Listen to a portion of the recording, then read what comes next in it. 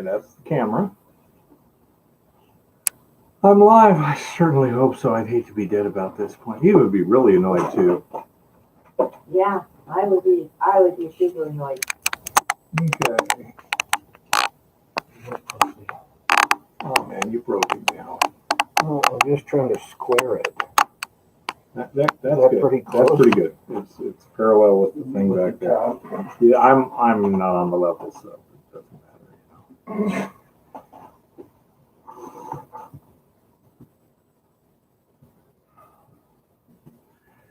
Okay. If anyone, hello Joshua. If anyone can tell me, does the sound like it did last week, or does it sound different? Hey, Chris. Oh, yeah, I got some fish stories for you, Chris. I got some fish pictures, too. I don't know. I think Eva can pull that one up on your smartphone, right? Yeah, but I don't know if you'll be able to see the smartphone on the camera. You were supposed to use it for your thumbnail. Yeah, it's 5:55 when I get started. What thumbnail? Better. Well, maybe we got it. Sounds good. Okay, so apparently when I log into the Go Live thing, I need to switch to the wrong microphone, then switch back to the correct microphone, and the same with the camera in order to get this stupid system to figure it out. Not my fault. Windows 10. Yeah, it's just bizarre. Yeah. Gates Hey, is a Stephen crypto B. criminal. and Terry and Joshua and Chris and Gold Panner and everyone else. Hi, everybody. Whew, just got back. Jim will tell you I haven't stopped from the moment I got back here today to the time I turned this on. Because Chris says hi, Eva. Because Jim and I were out welding a. That's mine. Hey, Randy, how's it going? I'm on a live stream right now. Is it urgent? Yeah, I know it's my brother. I'm live streaming on YouTube right now. Anyhow, what's up? Real quick. I caught 2 more yesterday. Yep. We'll talk about it later, okay? Okay, bye-bye. What's loud and broken? Chris, what did I do?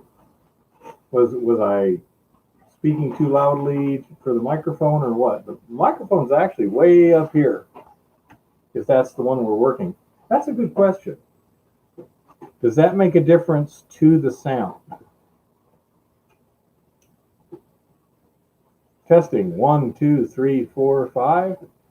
Testing 1, 2, 3, 4, 5. Did they sound different? Tap the mic. Okay. Automatic gain control kicking in sometime. Okay. Was the when I tapped the mic, did you hear the tapping? Not sounding like that mic is like, yeah, we're fucked up again. Oh, dearie.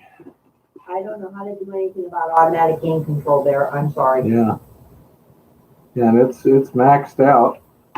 So, nope. Sorry. Hello, Ethan. It's going pretty good. Busy, busy, busy. As I was saying before my brother called, Jim and I have been working on that impact mill today. We got a lot of progress done. The plasma cut parts work real well, I think. Beautiful. Yeah. We did find a few minor changes that we found. That one part today that was 3/8 of an inch short, and I found one the other day where I know why I made that mistake. Again, it was a little part, and I think we're going to take the wear plates and have them shortened up just a little bit. It'll make it easier to do things. How'd Jim's trial go with just the docks? What's that? I have no idea. I'm not sure what you're saying, Chris. Oh, with just the docks? Well, he meant the instructions. Oh, yeah. Yeah. We're tired, that's all. Yeah, we're exhausted. We worked. It went good, Chris. We worked about 5 or 6 hours fabricating. And we came home, and then I had to run around all afternoon getting the parts we're going to need for tomorrow because the fabrication was going so well today. So all in all, it's doing pretty well. And let's see. Got some results back. Probably be out in the field this week sometime, doing some more work. Still haven't heard anything that I'm aware of. Let me check and see if anything showed up from Butte here.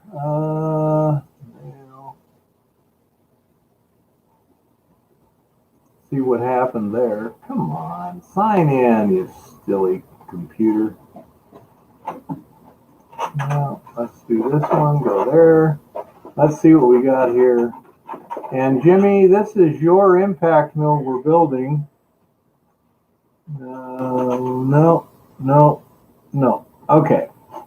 A couple fishing expedition stuff there. But the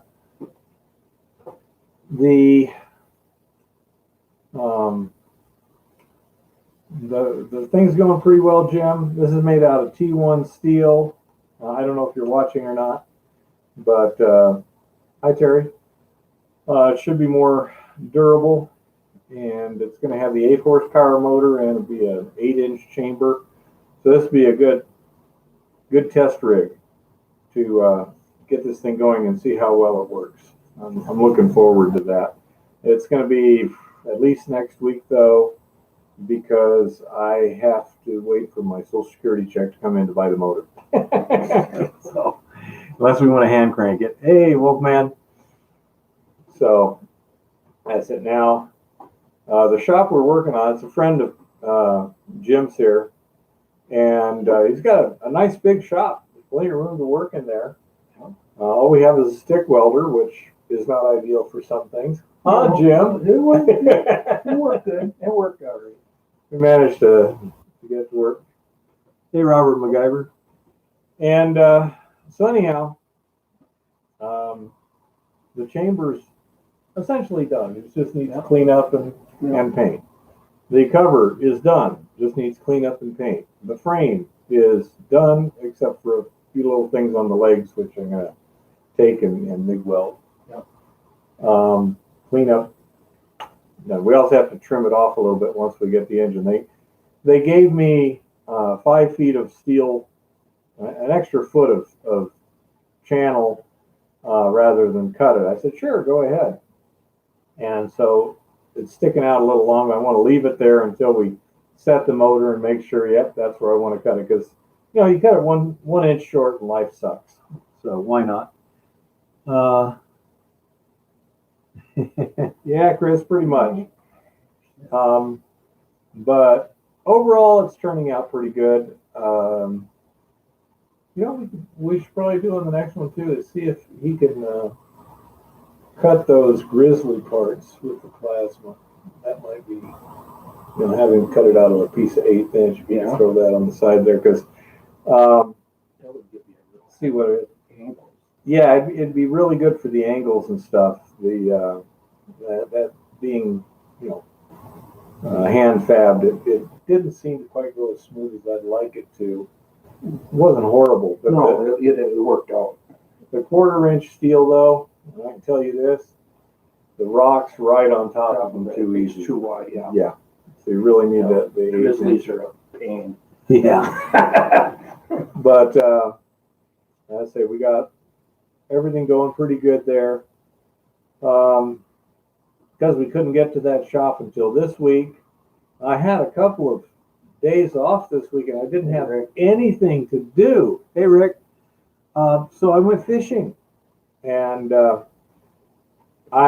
first place I went, like last Friday, I was over here at Spring Meadow and I met a guy and I said, he seemed fairly knowledgeable. I said, can you catch walleye from the bank? He said, sure. So he showed me what, he used. Mm-hmm. And so I I went and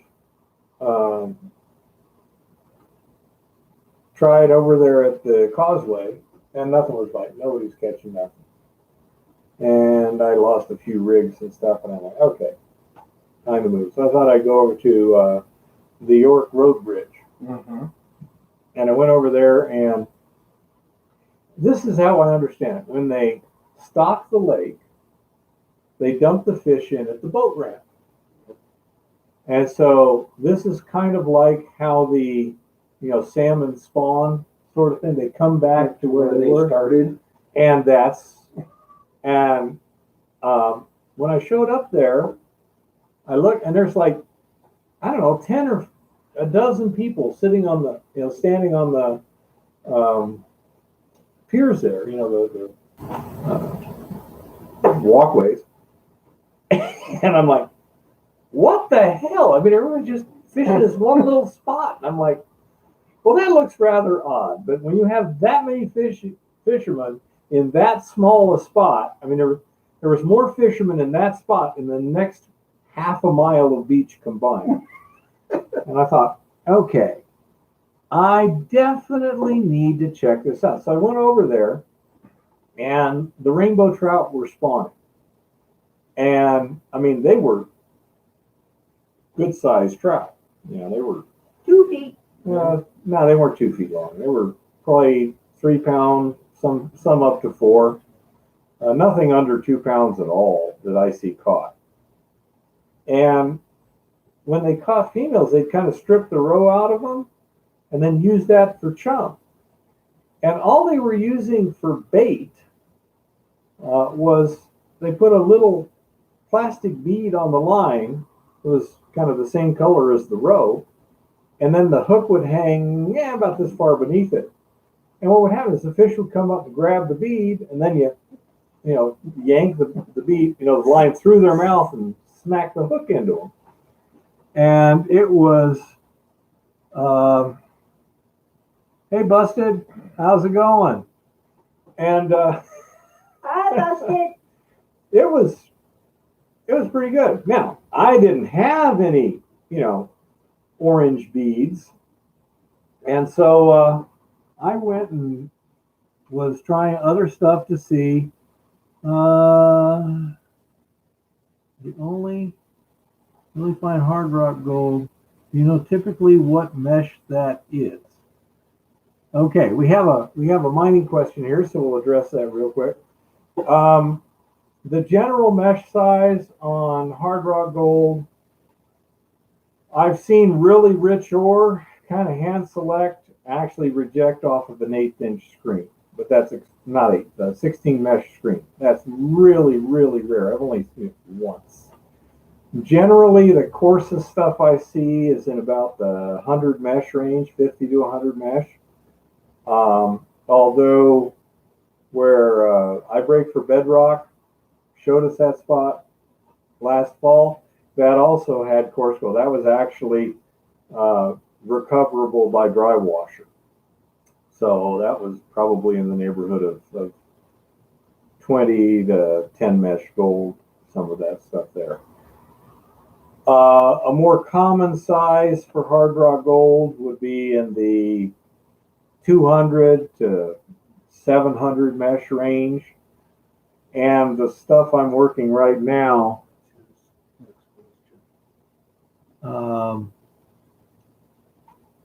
yeah, that's about right.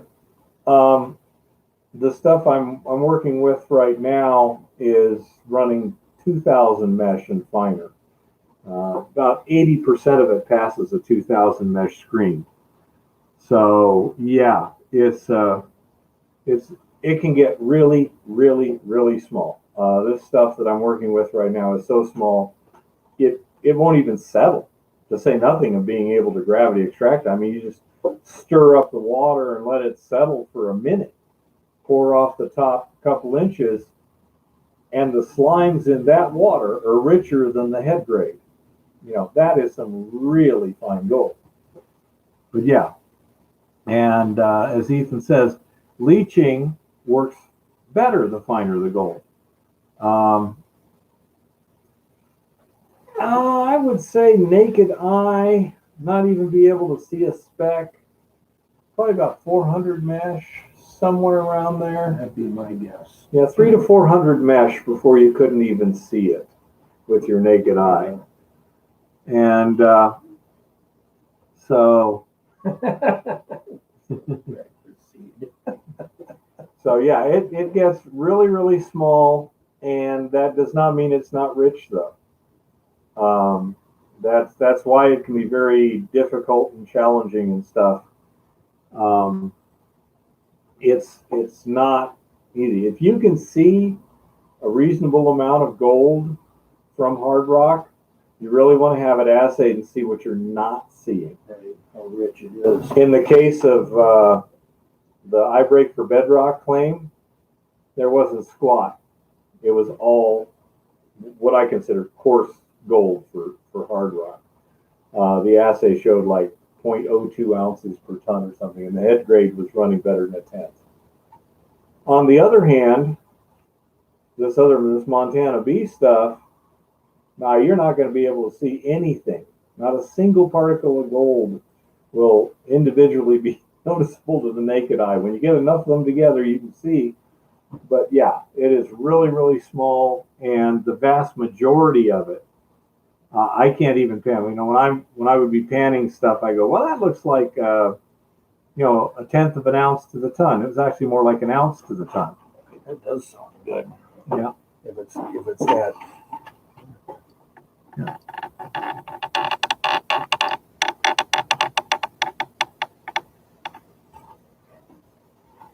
Yes, that does sound good, metal detecting. You really should send that off for an assay to get a good number, especially since you're inexperienced looking at the pan. But yeah, that particular pan was a pretty good grade. Well, and you could try multiple samples on that site like that also and see if it's consistent. You know, look for some consistency. Yeah. Because that does sound like a good mine dump if you got that much color. Yeah. Now, one thing about a mine dump, and this is what you need to think about metal detecting. If it's currently unclaimed, then you claim it as a load claim.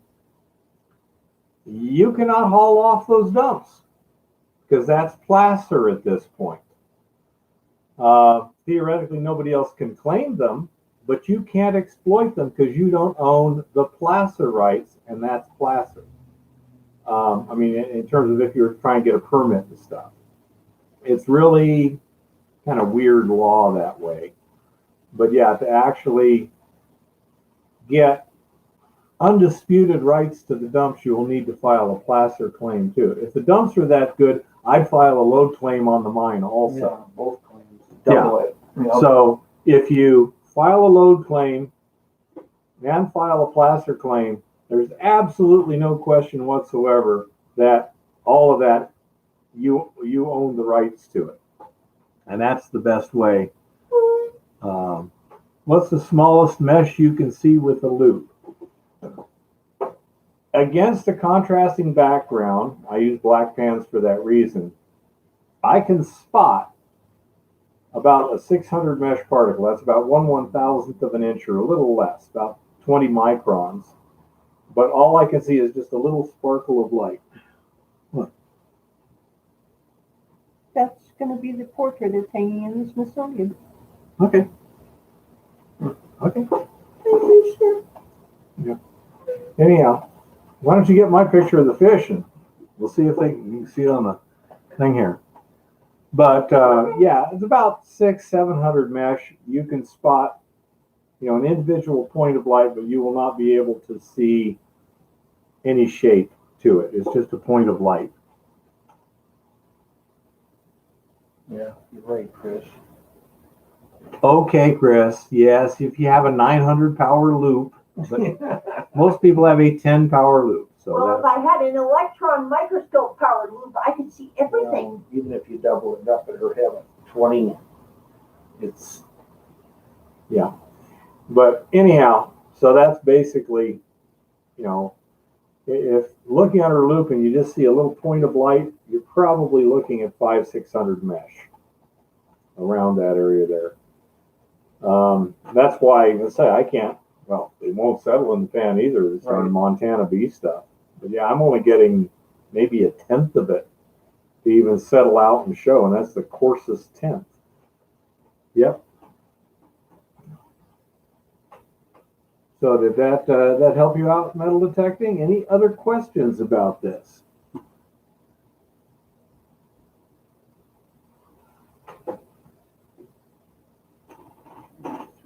Some fish incubators use corn niblets as feed. No, the only thing they were biting was the roe. That was it. And the funny thing was, yesterday when I went back out there, I had these beads, about that big, okay? And it was bigger than the roe. The roe was actually only about that big. I don't think they'll be able to see it on the pointer. Let's see. Let's see. Let's try and get this. Yeah, completely make your light go away.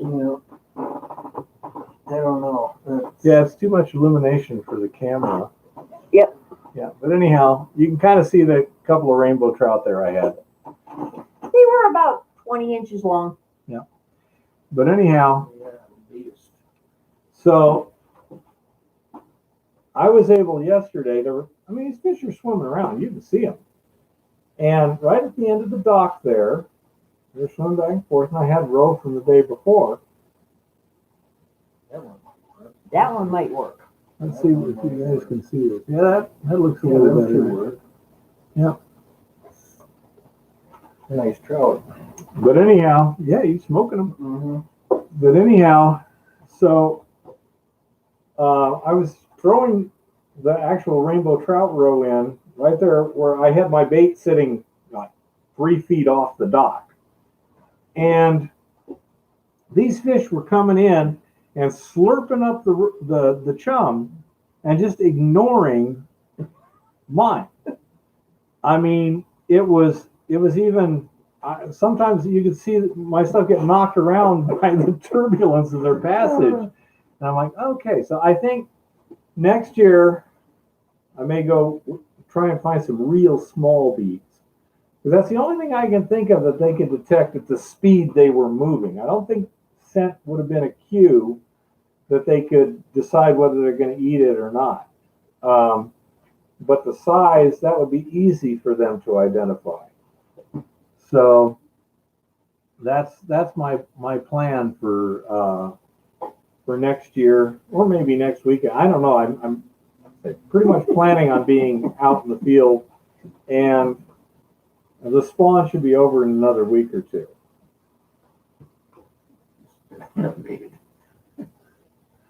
So, so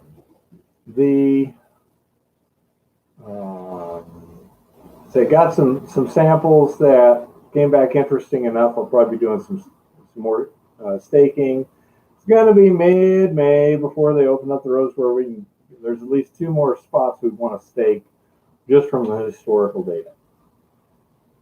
And so I'll have some more staking video. Use a little mesh bag filled with roe just ahead of the hook. That's a possibility. I saw somebody do that. I didn't have any with me. I just stumbled on this Saturday. The only reason I caught anything Saturday was somebody had dropped a bead, so I tied it on my my line. And but we'll be doing some more of that. I'm still waiting for Montana Tech to get me the final report. It ain't here. And so I'm not sure what it's going to say. But once we get that, I'm going to try and get over there and actually shoot a video of them explaining it to me so you all can understand how much information you get from one of these rather expensive tests. It's not an assay. Hello, Adam.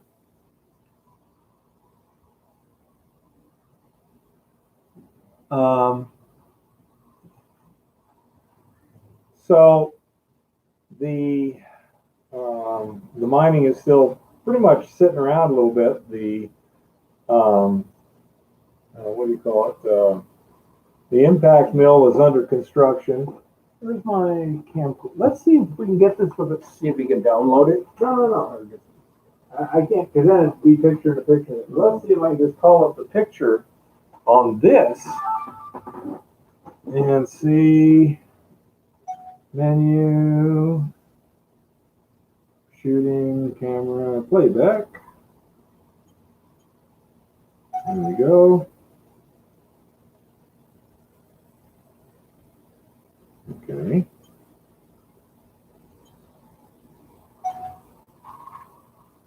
Let's see.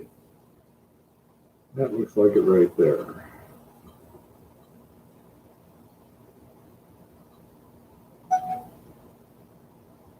Yeah, I don't think the camera will see this, but let's give it a try anyhow.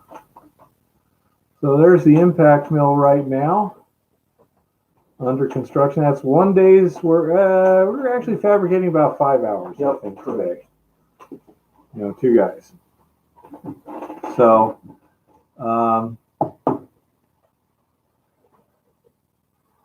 that is going pretty well. I'm pretty happy with it. And as we get more stuff done on that, I'll put some video together. And then I'm going to also be doing a more detailed video for the people who buy the plans, so they can actually, you know, get some cues on exactly. You know, it's called snow, damn it. Yeah, it keeps snowing here. If you can't get out of town, there's nothing you can do. It's very, very annoying. But say the next 2 or 3 weeks is pretty much going to be staking a few things, getting some samples maybe. But we're not really going to be doing anything in production for a bit. And this Montana bee isn't going to be fun to watch, so to speak, because it doesn't just, you know, you can't just pan out big, nice, pretty pans of gold with this. It doesn't work. But it should be interesting because we're probably going to wind up leaching in the long run. And I haven't had a chance to call your mom, Chris, but I do finally have the numbers.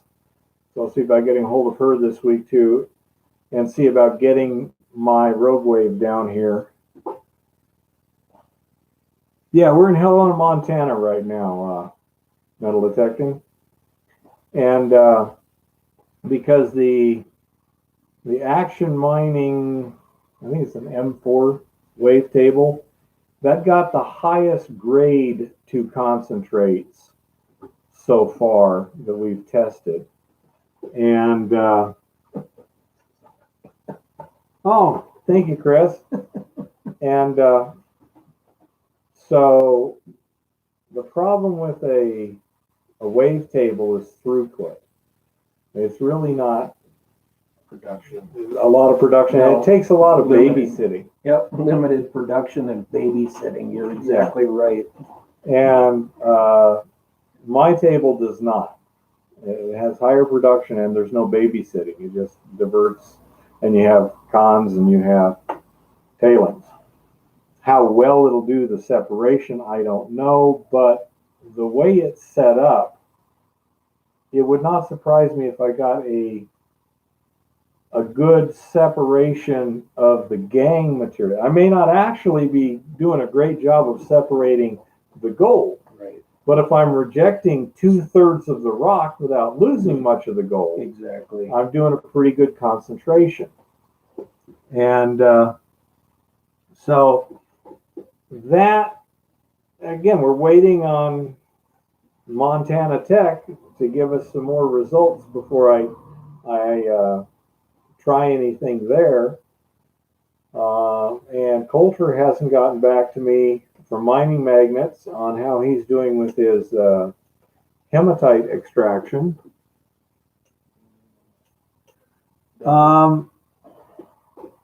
The I've got two different kinds of concentrators. My table and my trip concentrator. The trip concentrator is not designed to give you a clean product. It's designed to get fine gold and trap it and give you a good high quality concentrate. I was getting about 80% recovery and on Ryan's ore down there in Tucson, and the smallest stuff I was seeing was around 20 microns, about 800 mesh. I don't know how much of that I was losing, but I was getting about 80% recovery.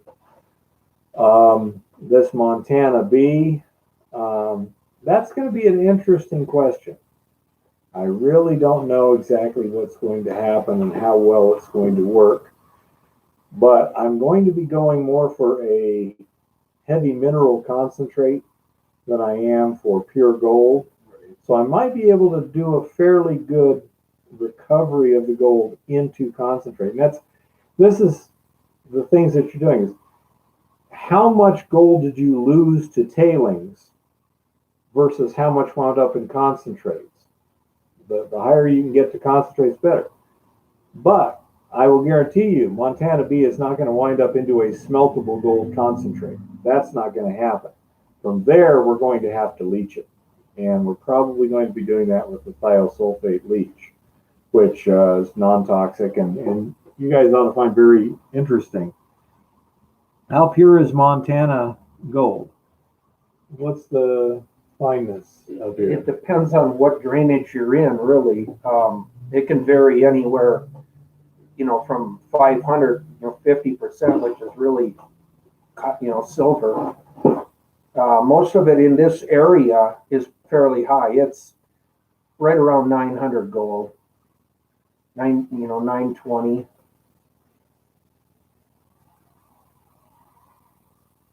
But it can vary. If you're, in a silver area, you could definitely have some higher silver concentrate, in the gold concentration in the gold. So to bring your numbers down.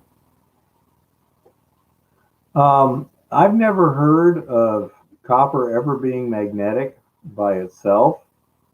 So you may have some kind of an alloy there or something. That does sound very unusual. Is this something that you can get more of, or was just something you found a little bit in one spot? Because if it's really unusual, especially if it looks good, then it becomes specimen or jewelry quality stuff, and that can be very valuable. I've never heard of copper being magnetic. That's strange. Interesting. How many grams per ton have you been getting? Down there in southern Arizona, it was about a half an ounce to the ton, so call it 15 grams per ton. Up here, the screened dump material we're using for testing runs approximately 1 ounce to the ton. And so that's 31. Possibly, Terry. I'm not sure. That was the weirdest thing I've ever seen. But we'll see. But yeah, that whole thing with something that looks like native copper in obsidian, and yet it's magnetic. Now that's got That me is flummoxed. definitely specimen stuff. But say if you've got a significant quantity of that, and especially if it's pretty, if it'll cut and polish nice or something like that, yeah, that could be some real valuable stuff. Almost have to have iron in it, though, magnetite. Yeah, it would be iron, but why would it look like copper? Magnetic. Yeah. Well, the stuff that's obsidian might be magnetite that just looks like obsidian. Yeah. So take that.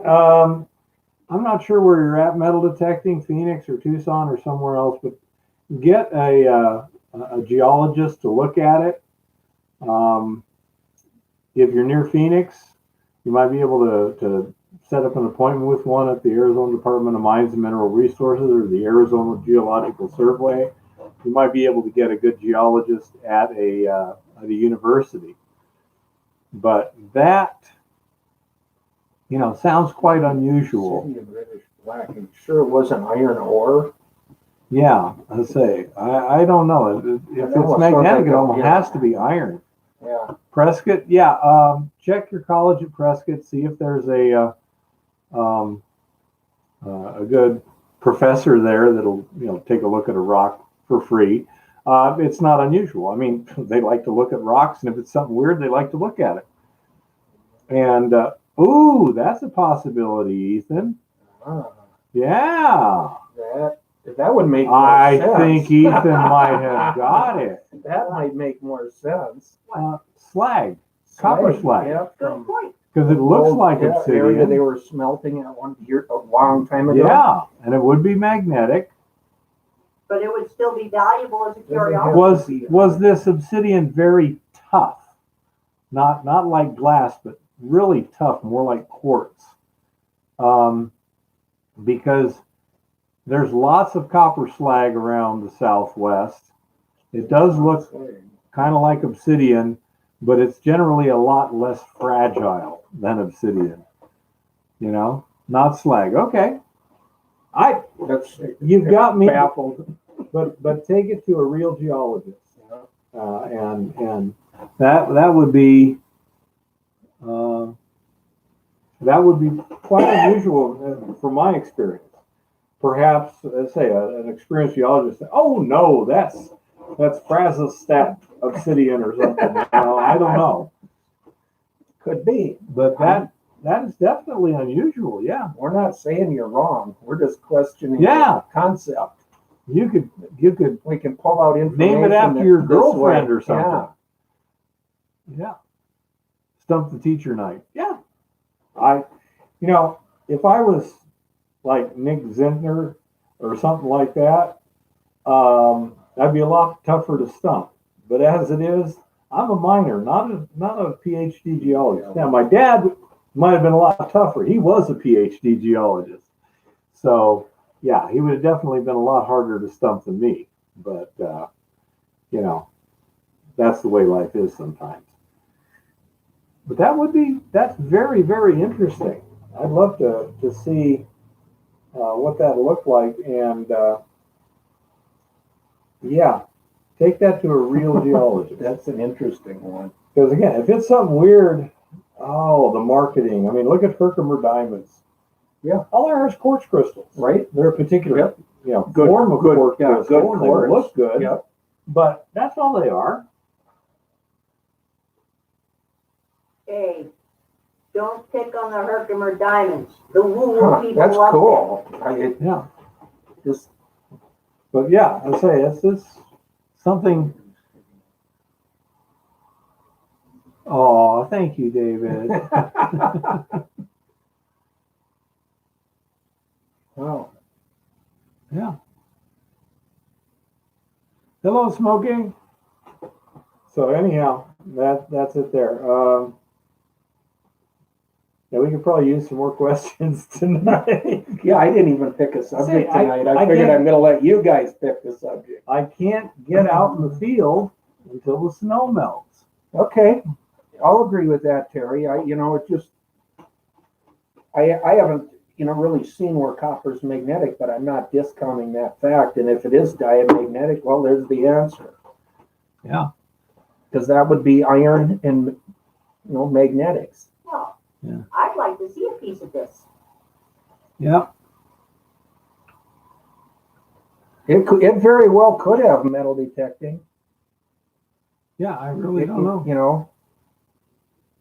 It would be a good area to do more research in and dig around to see if there's some kind of another contact zone against that obsidian or something that really, sparks your metal detector off.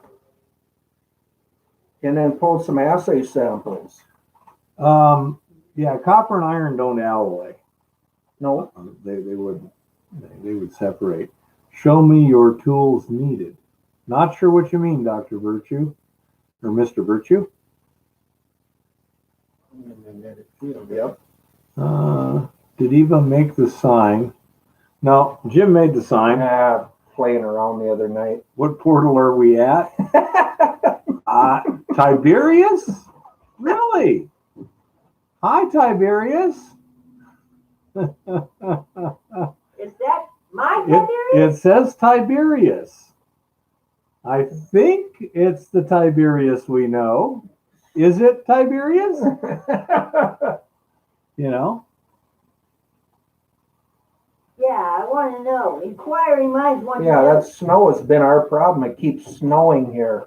Yeah. Although today the sun did come Yeah, out, so it is. Little maybe one. we're on the other side finally. Come on over here.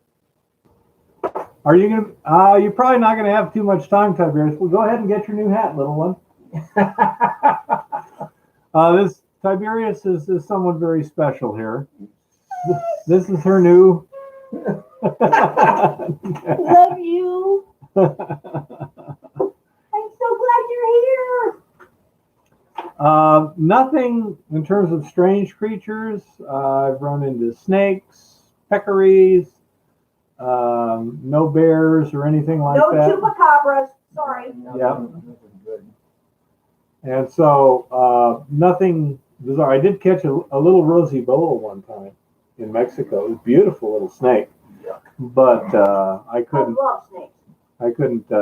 take because I didn't have any place to keep it safely while I got it back. It would have died from the heat.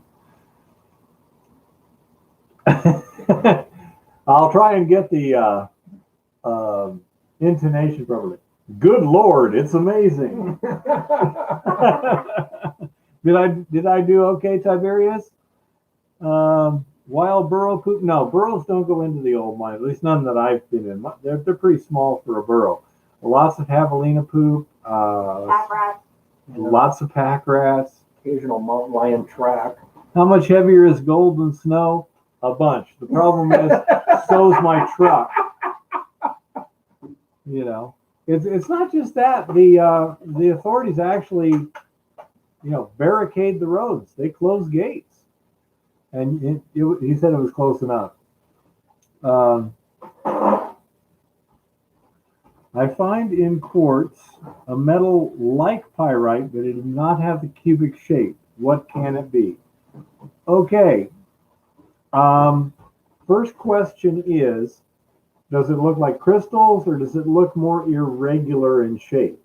If it's irregular, it could be a metal. You can have silver, you can have gold, you can have copper, Pyrite. they can lead, they can show up in strange shape. If it's a crystalline shape, I think even pyrite can be different crystals. I think it also does dodecahedrons or something.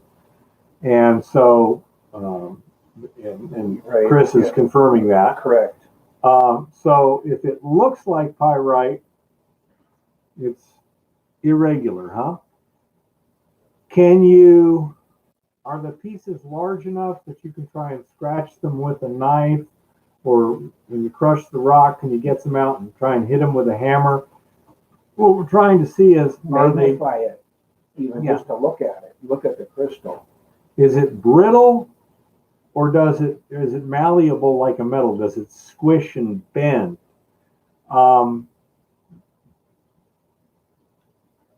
It has a high fusion temperature. Does it actually melt or does it break down? If it was pyrite, it would oxidize and break down.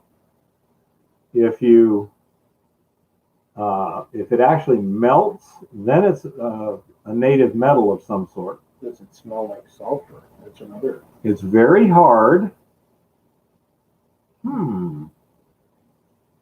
It's hard, irregular. Does it scratch at all? I mean, are they big enough you could take a knife point and try and scratch it? Because pyrite would, and in nitric, it doesn't react with nitric acid. Does it streak?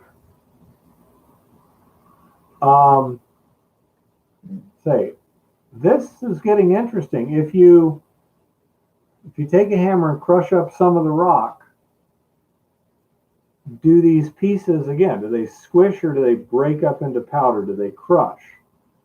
Because if they crush, there's a number of different minerals they can be. But if they squish, then they have to be a metal.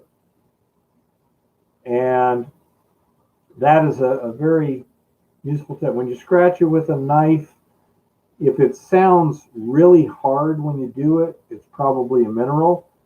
If when you do it, it leaves a gouge, but it makes almost no sound, then it's usually a metal. Now, if it has a very high fusion temperature and it doesn't break down under heat, you could also be looking at platinum group.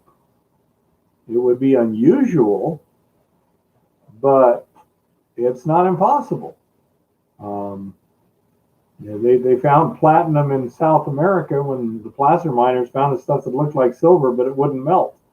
So they threw it away because it was worthless to them. But yeah, I agree with Ethan. You hit it with a hammer. So that's interesting. And try streaking it on a streak plate on a piece of unfinished ceramic and see what color it shoots. You can also try and do that. If you got a piece that sticks out a little bit or whatever, if you take it on unglazed ceramic, like the bottom of a cup that doesn't have the glaze on it, and run it across there, see what color of a streak it leaves, that can be a useful thing too.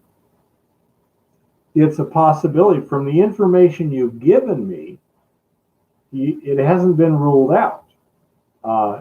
When you say it has a high fusion temperature, how hot have you got it to this point? Has it been like glowing red, and then when it cools down, it still looks the same?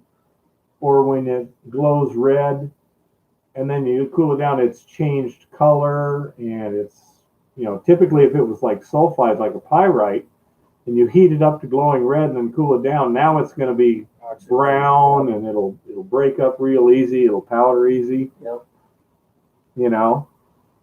And so it could be platinum from what you've described so far. I haven't been able to rule it out yet. But how this high fusion temperature, can you define, what do you mean by that? Right. What color is it glowing when you heat it? Because if it goes to a yellow hot and cools back down and it hasn't changed, that's real interesting. An oxygen gas burner. You mean like an oxyacetylene torch that you would use to weld with or to cut steel with? And because if it's an oxyacetylene torch, that'll melt almost anything. Vaporize fine gold. Might even melt platinum. I think, what is it, 3,000 degrees? The platinum group up in there? 28, yeah, plus. Yeah. You take gold over 2,100 and it'll vaporize right in the air. Absolutely. Okay, so yeah, I've done it. So when you're heating it with the torch, how hot does it get? If you heat things, it'll start glowing. And what color is it? Is it a dull red? Is it kind of a bright reddish orange? Is it a bright orange yellow? What kind of color did you get it up to in terms of temperature? Because those colors occur at particular temperatures, so we can make a pretty good guess as to how hot it was. 1763 C, I'm sure. Right, so that's going to be right up there, 28. Yeah. Orange, yellow. And when you cooled it down, it still looked the same?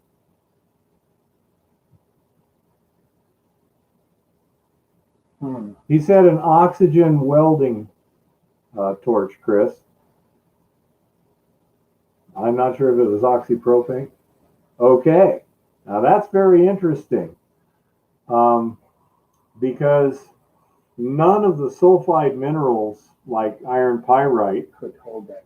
Would look the same after it cooled down from that kind of temperature. They're going to change dramatically. I've never seen it in that level.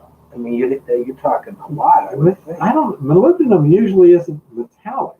No. It's usually in an a oxide. A sulfide or something like that. Okay, well, and I apologize, but I'm really not familiar with the way you pronounce your name. Looks like Badruddin Bougetta. So Badradine, that is pretty unusual. It's not a sulfide to my knowledge. Chris, he said he got it up to orange yellow heat. And that's a good question. If you crush the rock and you pan it, does this stuff wind up in the heavies very easily? Could it be small meteorites? Not if it's actually in the rock. If it was in placer, yes. It could be nickel iron meteorites. But if it's actually in the rock, scheelite has tungsten, yes, but he said it looked like pyrite, just not cubic.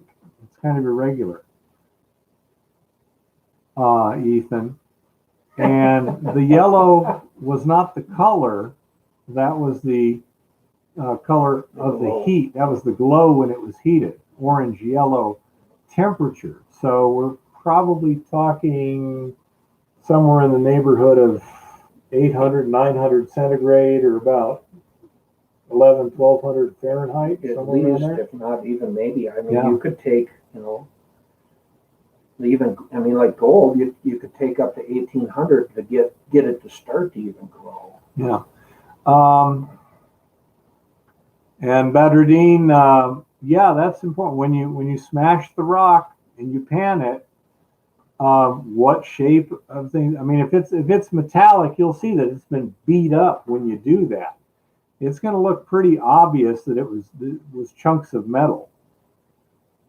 And Ethan's got a good question. What color was it when you looked at it? You said it looked kind of like pyrite, but can you describe precisely what the color was? Was it silvery? Was it kind of a kind of silvery with a bit of a green to it, or something like that? Okay, it looks metallic. Okay, what is the? Okay, so you're confident it is a metal, Badradine, correct? If it's metallic, if it's actually in rock, not just in dirt, but if it's in rock and it's metallic,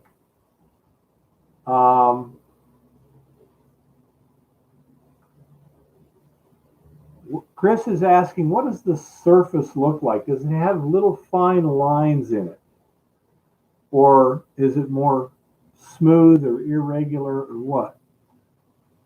He left it for 5 hours in nitric acid, 57%. Not too many things would handle that. Ethan, he said it's metallic. So I presume he understands that, but that's a good question, Badradine. When you hit it with a hammer, when you get a little piece of this, put it on a piece of steel and hit it with a hammer, does it squish? Rick also has a very good question. Is it magnetic? Does it stick to a magnet? If it does, then you may have like nickel iron or something like that. I found it like teeth in quartz. Okay, so in rock. Okay. And when you take one of these pieces and put it on an anvil or some piece of steel and hit it with a hammer, does it just flatten out? That's true, Chris. Yeah. It's not magnetic. You've done a lot of good tests, Badradine. This is good. And we got a lot of smart people here, not just me. So Chris right there, he knows a lot of stuff.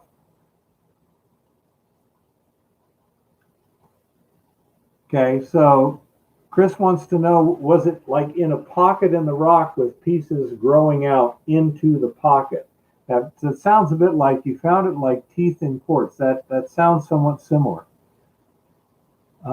It was very hard. Did it break at all when you hit it with the hammer against a hard surface?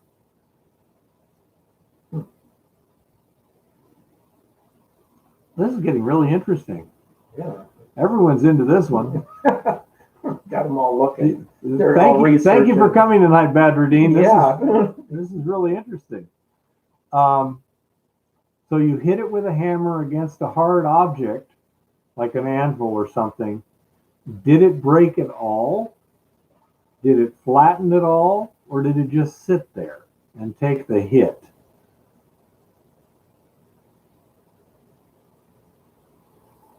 Nothing at all. It was very tough. Okay. Well, platinum is fairly tough. Tungsten, I don't know. Can you get native tungsten? Tungsten's pretty tough. Do you know, Chris? Has anyone seen native tungsten before? I've never heard of it either. It's usually mined as an accessory, like scheelite. From the sounds of things, it's like it didn't break at all, Chris, and it didn't flatten. Because if it didn't flatten and it didn't break. Thanks for the commentary. Okay, David. Gold Panner says he's seen native tungsten. Okay. Okay, what'd that look like? Tungsten would have a very high melting point. Wouldn't it be malleable though, or not? Chromium, possibly. That would be an interesting one. Asbestos?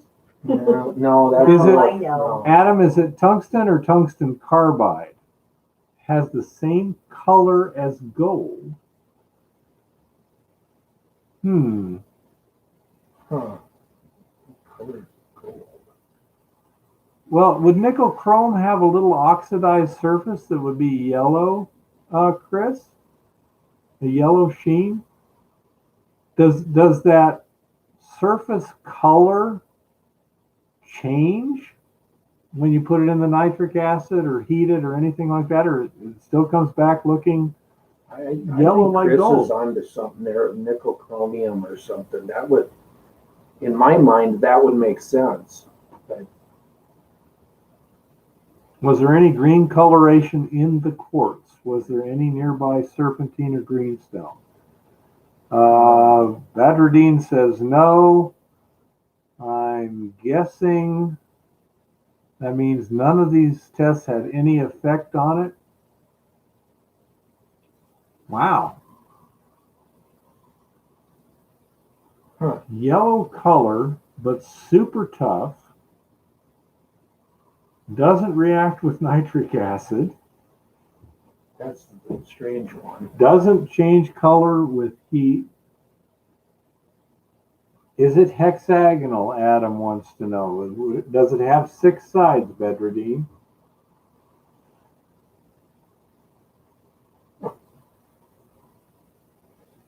This is quite peculiar.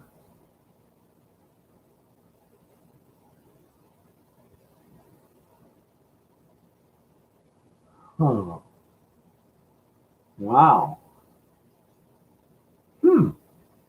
Still knows. You might have to take and send a sample to a qualified lab to test.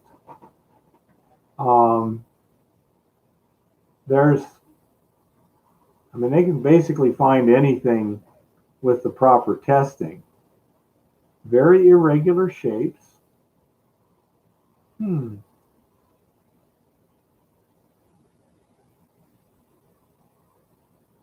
Very, very odd. Say the high fusion point, the lack of reactivity. Tungsten, chromium, nickel, platinum group. All of these tend to be in that same kind of range. They're hard with a metallic luster, high melting points, tough.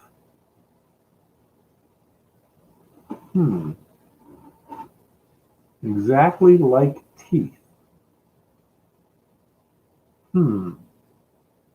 Very, very strange. Okay, that's a good thing Chris just said. add hydrochloric acid to the nitric acid, and heat it. Now, remember, that's going to make some nasty gas when you do it. You have to do that outdoors and stay upwind, because aqua regia outgasses some pretty nasty fumes, and you don't want to breathe those in. And but it will dissolve almost anything. I think aqua regia dissolves platinum group too. Yeah, it's very nasty gases when you add the hydrochloric. Nitric acid itself is not very good for you, but you add the hydrochloric and it becomes much worse.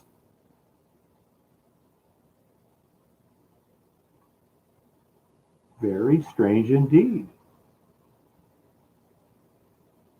Yeah, nitric acid is pretty useful. It'll dissolve a lot of things. Yeah. If you can add some hydrochloric to it, it'll dissolve a lot more things.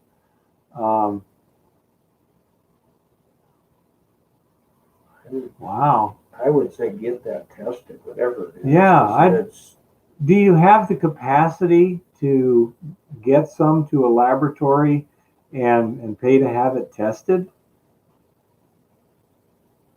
Because if you do, that would be the simplest way to get the question figured out.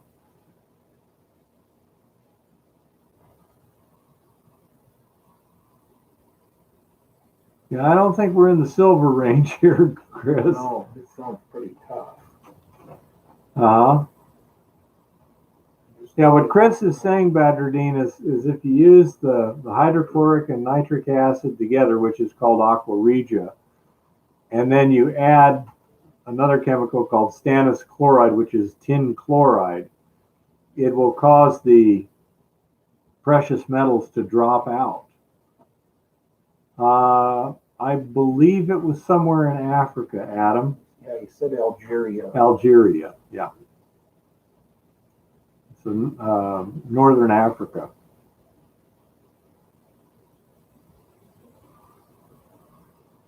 Just 2 grams, huh? Is that all you ever found? Just this one sample of it, or was it still attached to the bedrock?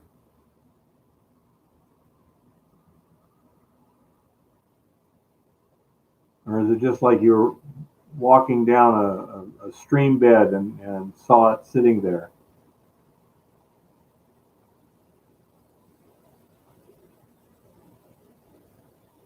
Only that one sample. Well, I'm sure that's very frustrating to you, isn't it? Yeah, and you wouldn't want to destroy it either. Wow. How big was the sample basically?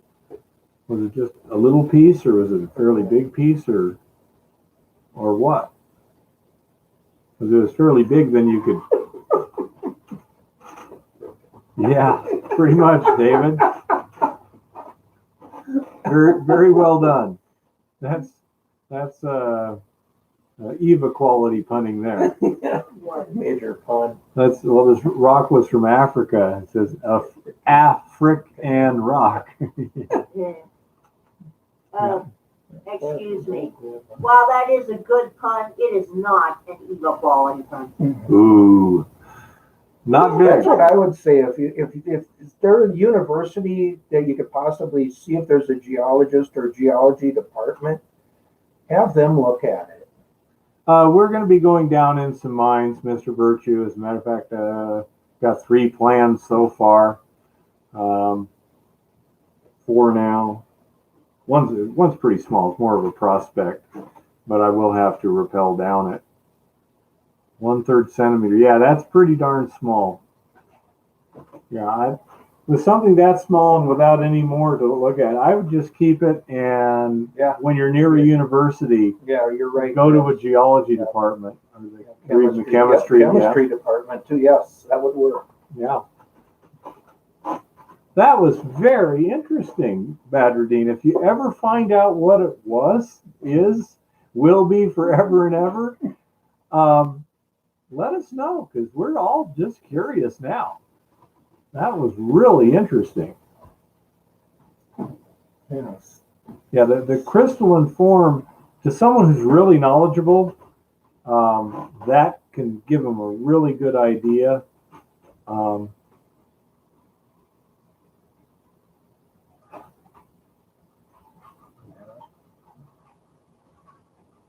Yeah, the problem is he's got a very small sample, Ethan, so I don't think that would be very practical in this case. Yes, it would work. Or an electron microscope. Yeah, so high power. That would be Get better. real serious. Well, an electron microscope, as it bombards it with electrons, if it's the right type, it can detect the backscatter and basically do an analysis that way. That's what the guys at Butte are doing for our ore. And say it's a very versatile test, but it's not cheap. You know, you don't carry your electron microscope in your pocket. You know. Yeah, that would be fun, Terry. Stump the university. Stumping me is pretty easy. Yeah. Yeah. Good, Adam.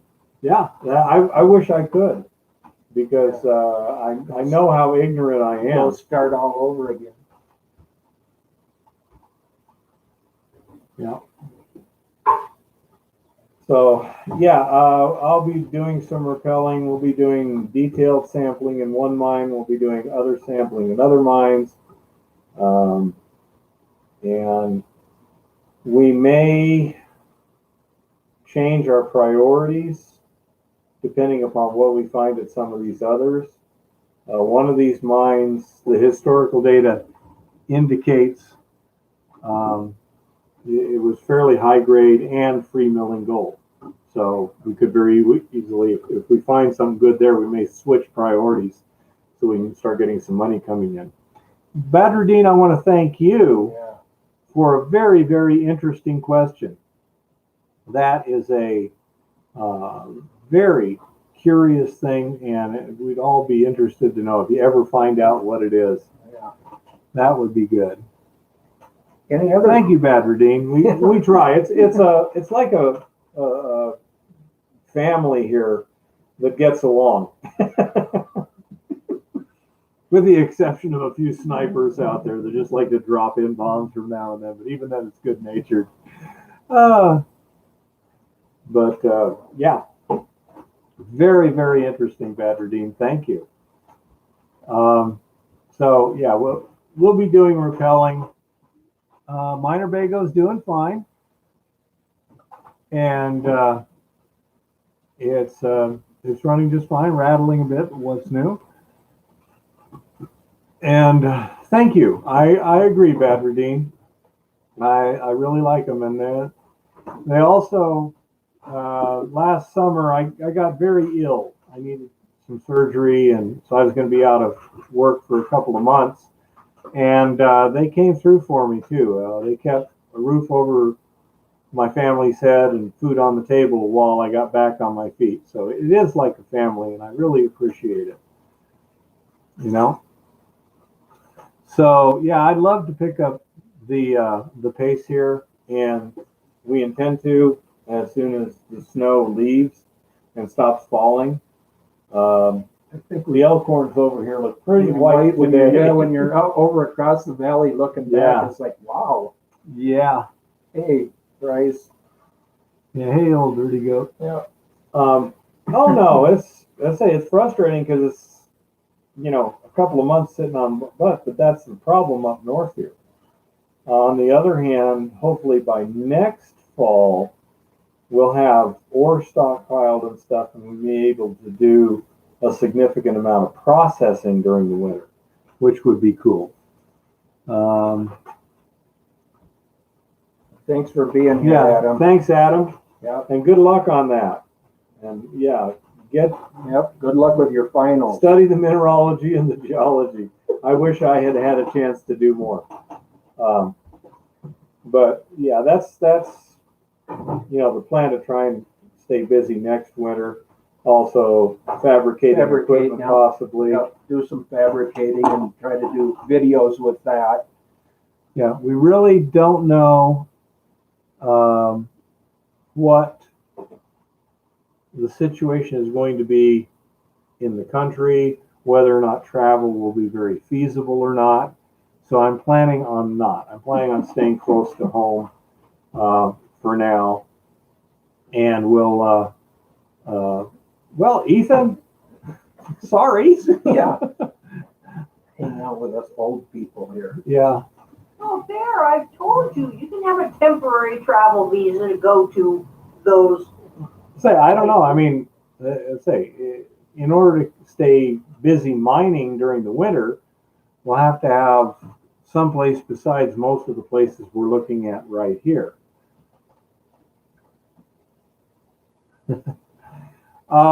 Yeah, actually, that's not a problem.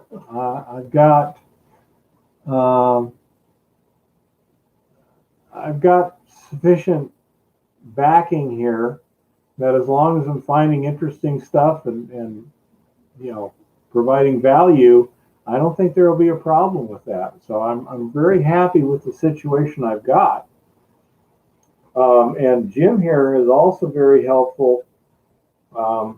My principal, he's a very busy person. And so he doesn't have a lot of time to just hang out or this, that. Jim, on the other hand, right now, he's kind of waiting for snow to melt too. I need it to warm up. They're saying warmer by the weekend, maybe. So. Anyone able to see the pink moon tonight?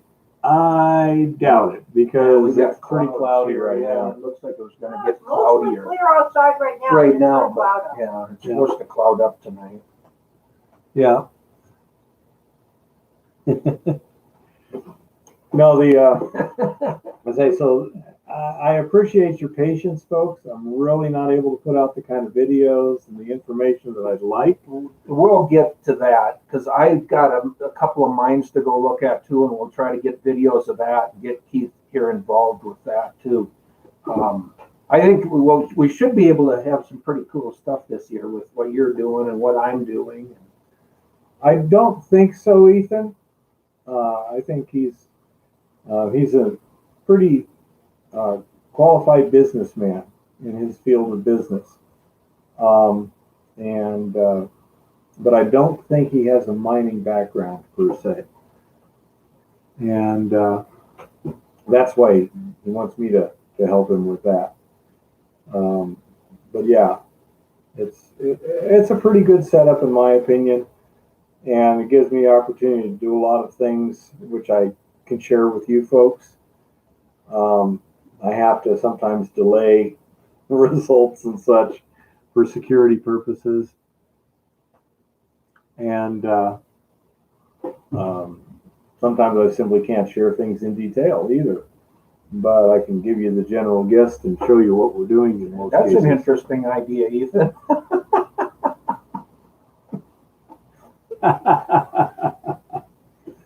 You know, if you got some interesting stuff, we might be able to do that. I'd say this impact mill, that'll be a video. Bryce, I was going to ask you about that, but when you get up and running in that, maybe we can shoot some video up there because that would be kind of interesting, I think.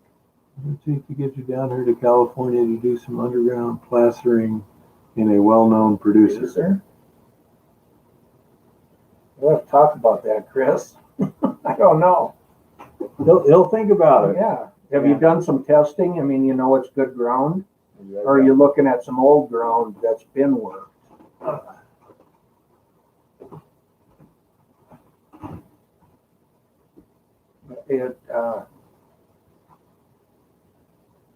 A lot of things are doable, Chris.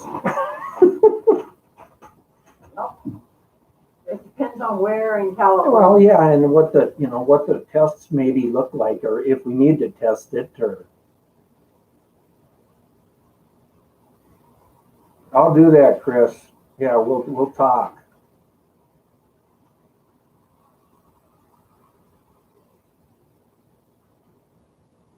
Yeah, well, that's always a good idea. Patents sure make the job easier to permit and stuff.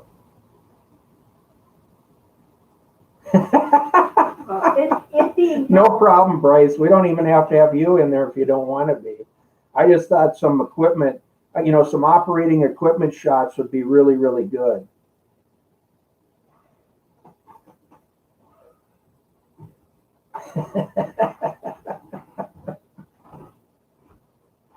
Well, my camera can take a picture of me without breaking, so Oh, yeah. I'm sure Bryce would be no problem. You know, he told me to keep the old man out. I'm like, yeah, we could do that.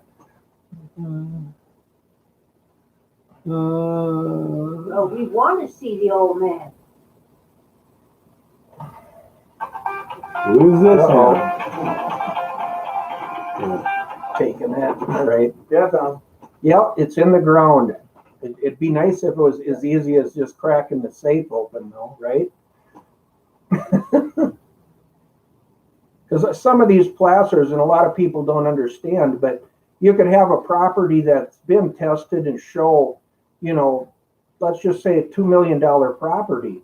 The fact is if they think there's $2 million worth of gold there, it could cost you 1.7 million to get it out of the ground. It just, and you know, until you figure out how you're going to mine it and the effectiveness of mining it, it doesn't mean it's a valuable property. And that's part of what we run into is the owners think, well, this has been tested. It's really, really good ground, so it's worth all this money.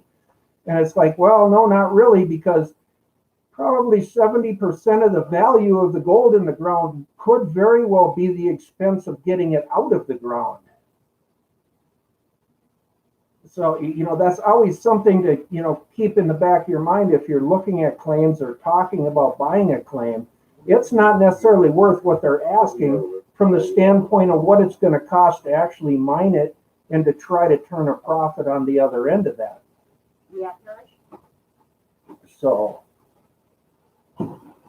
Oh, let me get some more water. I'm thirsty. all right, get all ready and we'll see if we can get some more questions out of these guys here. For the sauce recipe, you mean like the marshmallow? Yeah, you know, gold panner, that's the thing is, it's not money until you know, make it into money and get the gold out of the ground. If it's still in the ground, the cost of getting it out is the, you know, is the main thing, and it isn't buying high dollar ground.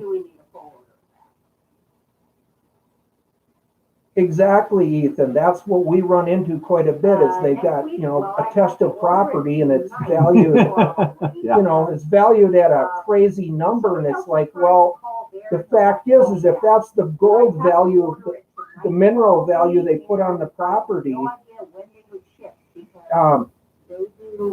the cost of extracting the mineral is that's where the costs and the, you know, the value is actually doing the work.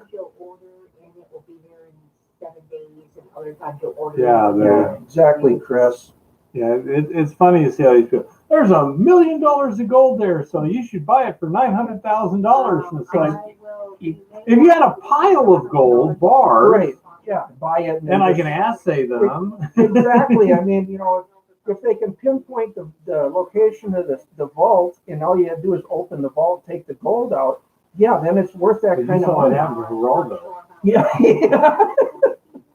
That can happen, folks. But, you know, that's things to keep in the back of your mind, because just because it's even been tested and they've spent money on it doesn't necessarily mean what they're asking for correlates with the value you could extract out of it. But, yeah, I mean,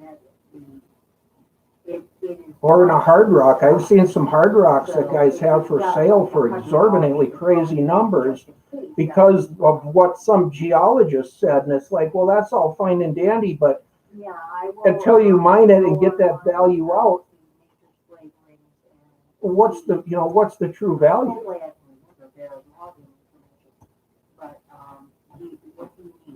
Yeah, Chris, we're all looking for that one, but you know, at some point you got to take a chance and hope that maybe by the time you're done mining it, the property's got a value to somebody for a homestead or something else later on. But, well, I think BR, they also don't understand not just how hard it is, but how risky and expensive it is. exactly. You know, that would be the it's not like construction where everything's pretty well known ahead of time.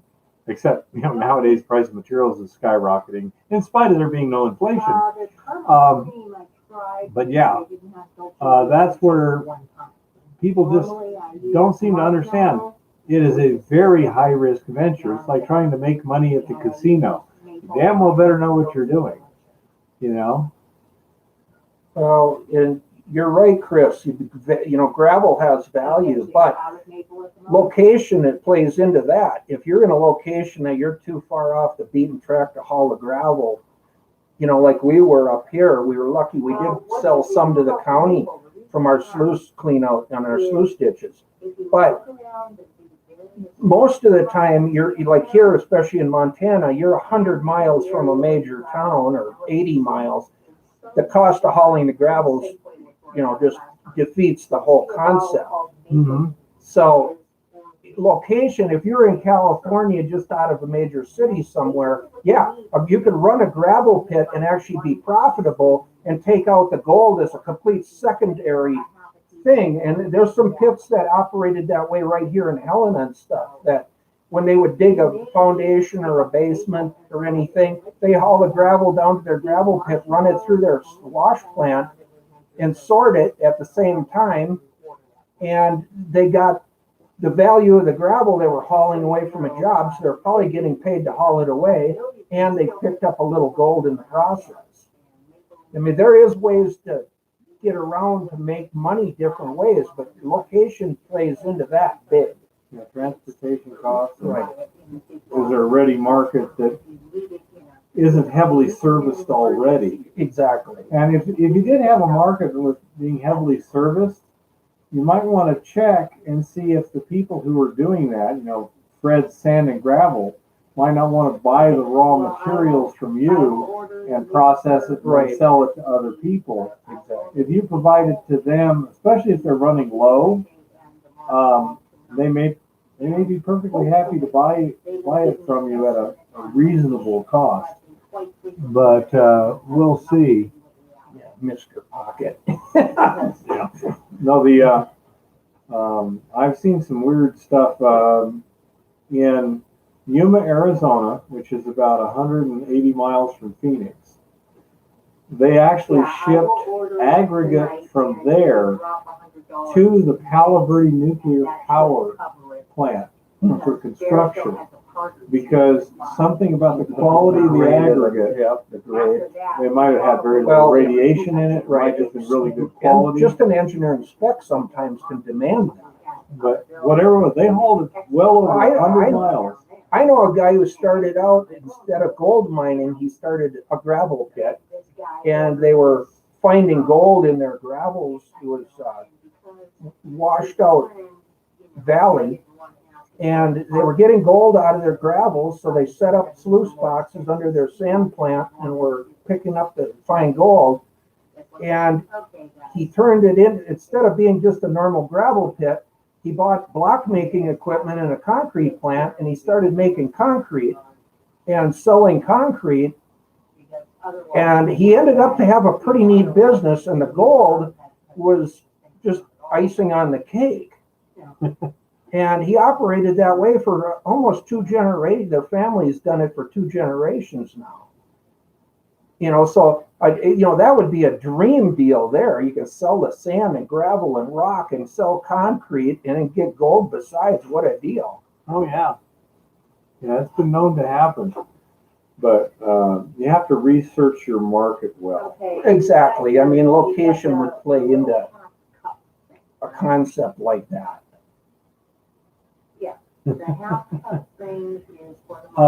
Yeah, there's a limestone quarry over by Tucson, too, that also is uncommonly pure. They use it, it's not only pharmaceutical grade, but they also use it because it's so white for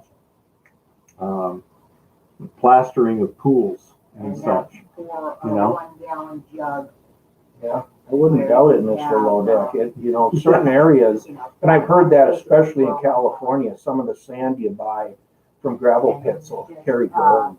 I would imagine around here it's all got some gold in it, probably some economic. If you're right here in town, yeah, you could probably pretty much pan gold almost anywhere here in town. Yeah, Lucerne Valley has them. Yep. Well, like in Minnesota, the limestone mines there, they turn that all into its sizes when they crush it, really nice for frac sand. So they've Oh, that's created right. enormous wealth Thank with you for- creating I frac was sand. thinking over the math in my mind, I'm like, wait a minute. Yeah. The marshmallow Uh, gets divided into 4 jugs. well, apparently he needed the experimentation because it would have been accidental if he knew what he was doing. Yes, Uh, right. 4 empty jugs and top them Yeah, off with water. I believe it, Put them Chris. In the house. so And I mean, so you know, that'd be an ideal basically- setup for mining, for placer and mining, then though, it's to a have half a cup of you know, that. 5 different ways to make And money. like I said, you know, you should know the smell by now. yeah, I would hope he was on there. I guess if he wasn't, we wouldn't know about it. It had been a recovery at that point. No, I had a guy call me one time and he had some mines he knew of over near Morenci, Arizona. And he said there was one that had really good gold values, but couldn't be touched because they had left a magazine full of explosives. There was like 2 or 3 tons of dynamite sitting in there that had been sitting there for 50, 75 years. And he's like, there's just no way you can go in there Without safely. shaking that up. And if you set it off, it'll just collapse everything. So yeah. No, the only time I've ever run into explosives in a mine was one time in Chris, you're right. There's some here. I just looked at one out here recently that has potential. They want quite a bit for the land because it's, I don't know, 2,400 acres of land. But it does have full first water rights, and it has, I don't know, I kind of cruised the timber myself looking at it a little bit and figured there's probably, a couple $1 million worth of timber standing on it yet. And with what timber's done now in the recent history, who knows? It may be worth a lot more, actually in what the I've heard, future. I don't know. standing timber. No, even stumpage here hasn't even changed yet. Yeah. But if those costs don't come down, it will. And with diesel fuel going up, trucking and everything else is going to get more expensive. Well, and we're entering an environment where we don't know how much the prices are going to change due to what you might call widespread inflation. Right? So everything's going up, prices are going up, wages are going up, everything's going up, versus this particular commodity is going up in relation to other stuff. Little one, can you either finish up or go in the restroom? Sorry. We have a good microphone here. Yeah, it's working. No, old dirty goat says, Eva, get off the phone. Sorry. Yeah. I say, run cattle to keep the grass down, forest healthy, put in orchards. Yeah, that would be nice if they'd allow you to, Chris. Well, and there's even a lot of these old workings in that, Chris, if they're reclaimed right after you go back and mine through, let's just say the old timers never got to bedrock, didn't get those pockets. With reclamation and what we can do nowadays, you could create, a much nicer looking drainage or value to the land than the way it was left historically. And that's a selling point as far as permitting is, hey, we can reclaim this whole thing and make it back into a nice little valley. Well, the difficulty in dealing with the regulators and environmentalists nowadays is it's become a religion of, It's a no. nature good, people bad. So you can't landscape nature and improve it according to their philosophy. I know. Even though, I as know. far as I'm concerned, you certainly can. Oh yeah.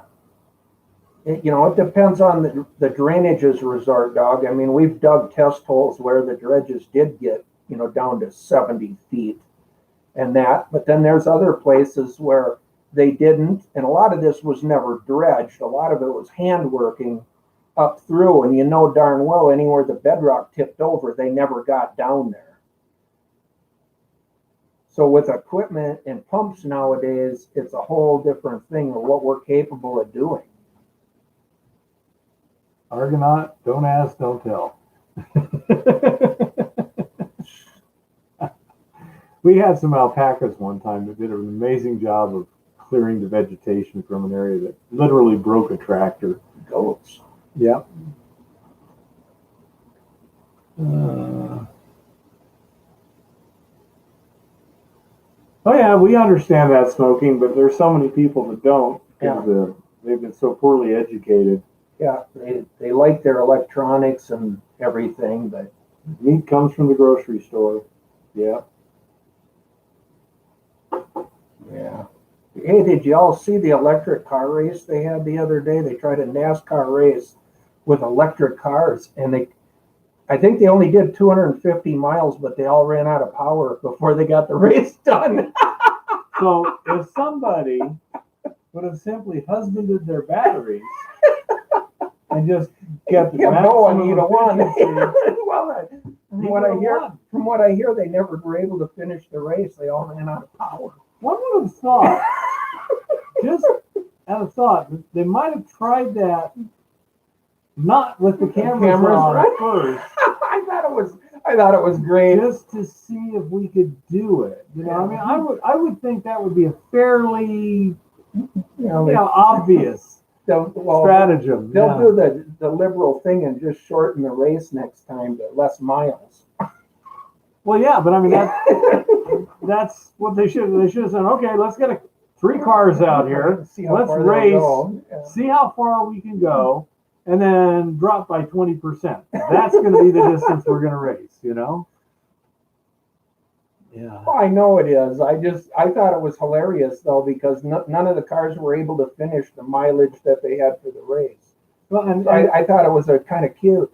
well, this shows you how detached from reality these people are, that they would even consider setting the distance before knowing the capabilities. Good thing they're not an airline. Right. That could have got unpleasant. Yeah, what a crash.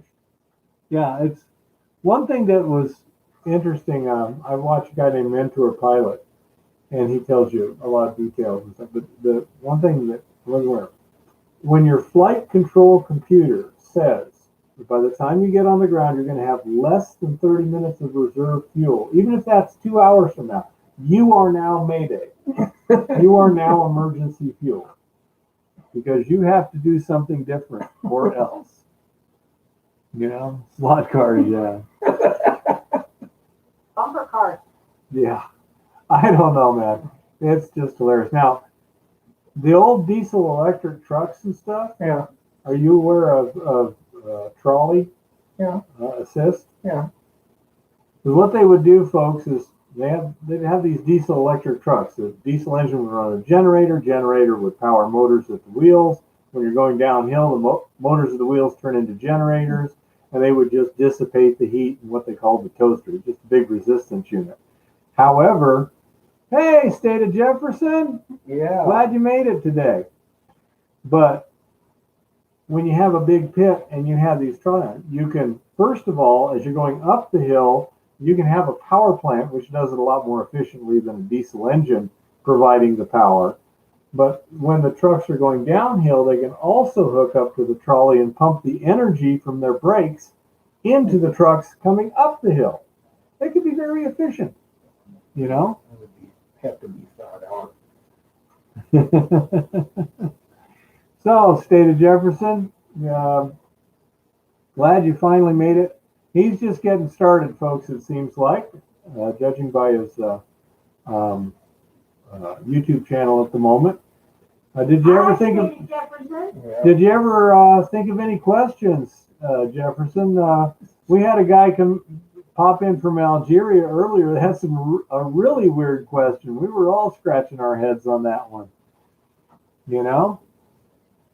And I presume they know each other. But yeah, if you got a good question, let's see, what time is it? You're going to be up anytime, little one. Okay, well, actually, this week there's almost nothing on the tinfoil hat report, so keep going if you get questions. Okay, so if we have any questions, we'll go ahead and continue on for a little bit here while Eva winds up a little more. Are you researching stuff now, or? No, I did my research. I'm just trying to figure out what I can say without getting banned.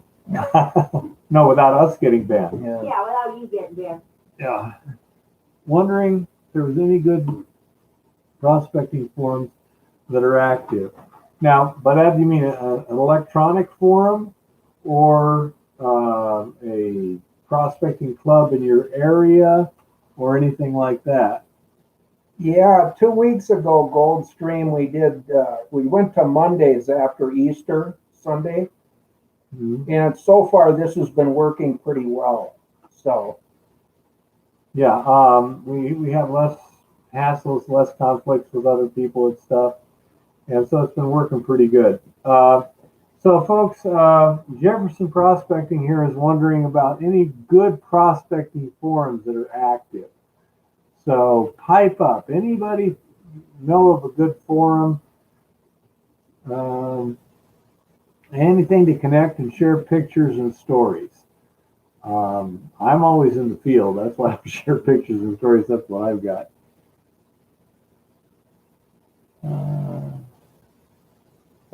if you can make it Mondays, that's great, Goldstream. Thanks. Yeah, that's what we're doing. 6 o'clock Mountain Standard Time on Mondays is the new. Keith has to be back into town on Sunday night or Monday anyway. In the summer, I'm going to try to be here, if I can, if he doesn't throw me out. And we think Mondays might work out pretty well. Apparently, Facebook is about the most active, according to Goldstream and the Resort Dog. No, BR, it is not. Gold is an element. The atoms were synthesized in neutron star collisions billions of years ago. If you take tungsten, sulfur, and mercury and hit them by lightning, you'll vaporize the mercury, you'll ignite the sulfur, and the tungsten may or may not melt, but they will not combine. That is not it.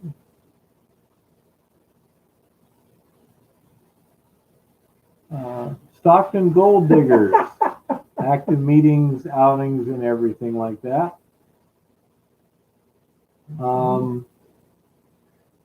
It could be, Dean. And by the way, if you tell everyone roughly where you're at, Jefferson, so they can try and zone it in a little bit. Follow you. Watch what you say, even in private. Yeah.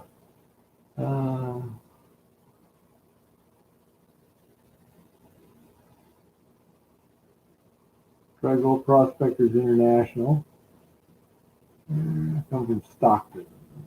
Supposed to be very rich. Lost ledge under Hogan Lake. Would not surprise me in the slightest. Medford, Oregon. That's not a bad place. You got a lot of stuff just north of you there in Oregon. You're not too far from the Mother Lode region.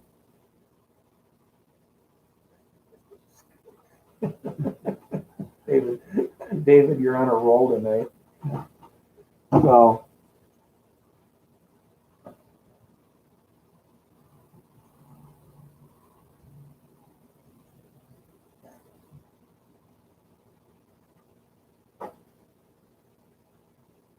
oh my goodness.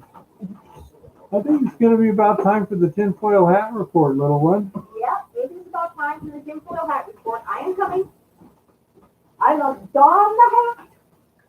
Yeah, Jefferson, here comes my wife, and she does our research report. Had to don the hat here. Hi, everybody. See, the hat has gotten an upgrade. We now have a gold bow and cat ears. So we're doing Hello Kitty tinfoil style. Well, gold is just below 1,800 right now, and there is strong positive vibes from the market that we might actually break the 1,800 per ounce price resistance that's been going on. Silver's hanging out around $26 an ounce, which is not bad. Nominal. Yeah. It could be worse. Hello, Badruddin. Yep, tinfoil cat. You got it. You got it, Patrick. Some interesting things have been going on in the copper world. Apparently, there is going to be a bottleneck out of Chile right now, where 25% of the world's copper is being mined, because some of the port workers and a few other people have gone on strike because the Chilean government said they weren't allowed to take extra benefits out of their pension or something else. So not only is production down in the mines due to pandemic restrictions from COVID-19, but now it looks like they're going to have some problems getting it out of the country. That, along with lower than expected copper production in mines elsewhere, has led to an increase in the price. Copper is currently set to actually surpass its highest price in about 11 years, according to accounts. Copper futures are up to something around $4.45 a pound, which is about a 26% increase over last year. Also, in Zimbabwe, several large gold mines have reported lower than expected gold production. However, there's an interesting mine discovery that happened down in Sonora, Mexico. Apparently, they were doing some standard core drilling at an open pit gold mine, and they ran into a couple of what for them were very high value gold veins. They don't know the size of these veins yet. This is in Colomba, I believe it is. But they were saying that one of the veins is running about 3 ounces per ton silver and a couple of ounces a ton gold. And they're going to determine the size because they're looking at the possibility of taking that mine out of just a straight open pit and turning it into an underground mine. So we're going to be keeping an eye on that. Yeah, I love my hat.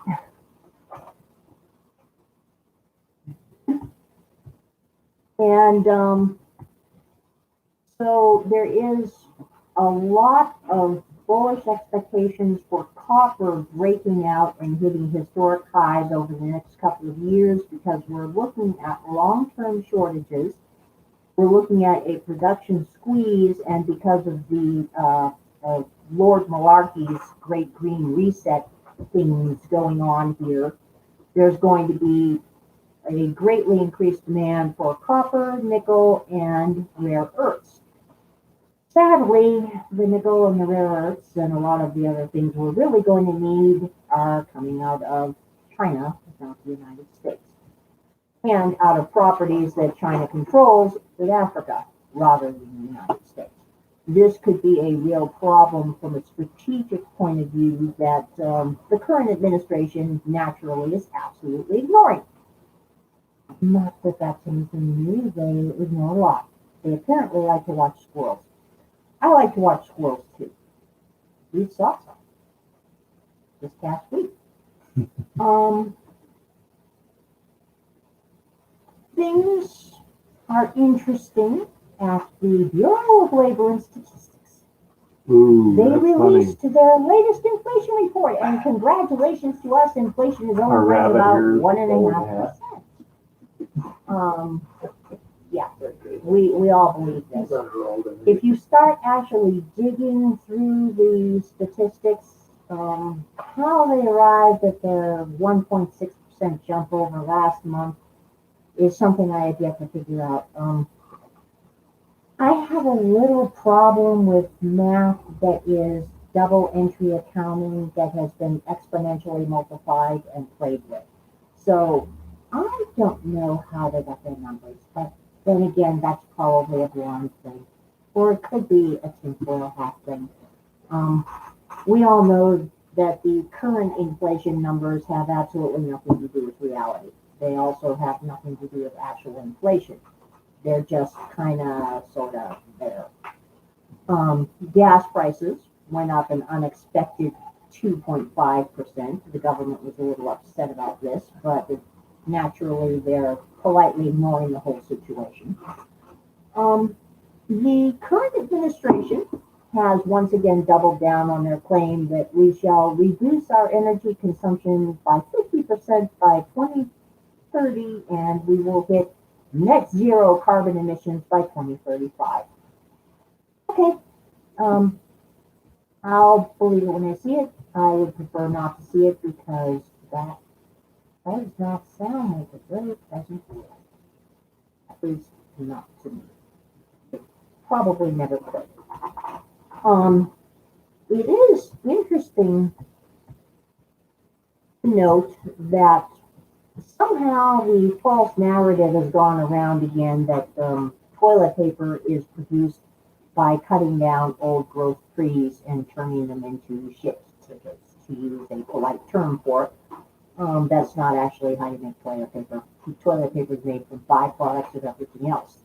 And those byproducts are in extremely short supply. And so, yeah, there may actually be, down the pike, about 10 months, a true shortage of toilet paper. This is fascinating stuff. And by the way, those little do-it-yourself e-date kits they sell on Amazon, yeah, those things actually work. You might consider this idea. It's nice to have one around just in case. Yeah, keep sending checks. You'll stay home and save on gas. A lot of people are doing that. As a matter of fact, one of the media outlets, if you can call them media outlets, put out an interesting article saying that more people were flush with cash after the pandemic and had decided to forsake corporate America and pursue their dreams. Well, that's not exactly the case. The actual case is people that are flush with cash were people that had higher paying jobs and had saved a lot of stuff, and a lot of people that decided to exit some of their money out of the market before the new capital gains taxes pass, if they pass. Now, the very fact that a large number of people with a lot of money, like Congress, are saying, oh, the new capital gains tax on stocks, etc., is a great idea, should be enough to tell any rational human being that they have a way to not be paying those taxes themselves. But the news that this tax was being considered did impact the market, and smart people removed some of their money.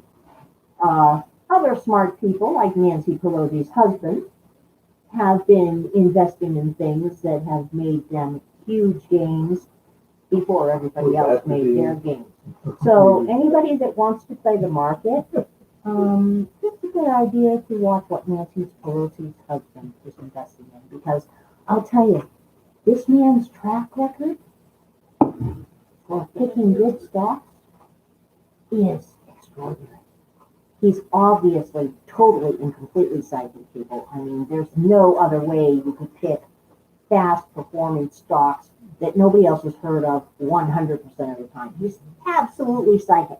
So watch Nancy Pelosi's husband and everybody else that is connected to Congress, because everybody in Congress has 100% track record for making money in the market. I don't know why Wall Street doesn't follow them. I really don't. I mean, probably because they would get arrested for insider trading. That would be my guess. But, I'm just a skeptic. I'm obviously a skeptic, and I'm obviously paranoid, because we know that our esteemed, incredibly moral and upright members of Congress would never engage in insider trading. They would never make their investments based on laws that they were about to pass. That just would not happen. Just like inflation is not going to happen. Just like a recession is not happening. Just like massive unemployment is still not happening. And there's been some debate about that this week, because the media apparently is quite puzzled as to why it is that so many companies are finding it so difficult It's unemployed right now. You know, this is a very strange thing. So many companies have been advertising good paying jobs for months now since they started opening up, and nobody's applying. And it's just bizarre because, after all, why in the world would there be no applicants for these jobs? They're good paying jobs. They have benefits. And nobody is applying for them. It's quite puzzling. Of course, it would have absolutely nothing to do with the fact that the government is just throwing helicopter money at everybody that has a pulse, and also still sending tens of billions of dollars worth of checks to people that don't have a pulse anymore. I don't know who's cashing those checks. I really have no idea. But, you know, when in doubt, go watch some squirrels. There are lots of them around right now. That would not surprise me. Nothing would surprise me when it comes to stimulus packages of any kind. In the stimulus news, at the moment, Congress is still wrangling over the next big stimulus package. Lord Malarkey and company are aiming for $4 trillion. I believe the latest counter offer from the so-called Republicans is like $600 billion. And a lot of states are quite concerned right now because the federal government has told them, you have all this extra money to use on stimulus. And it has to be used by May 10th. But sadly, apparently, the federal government has just come up with guidelines to tell them what they're allowed to use the money on and what they're not allowed to use the money on.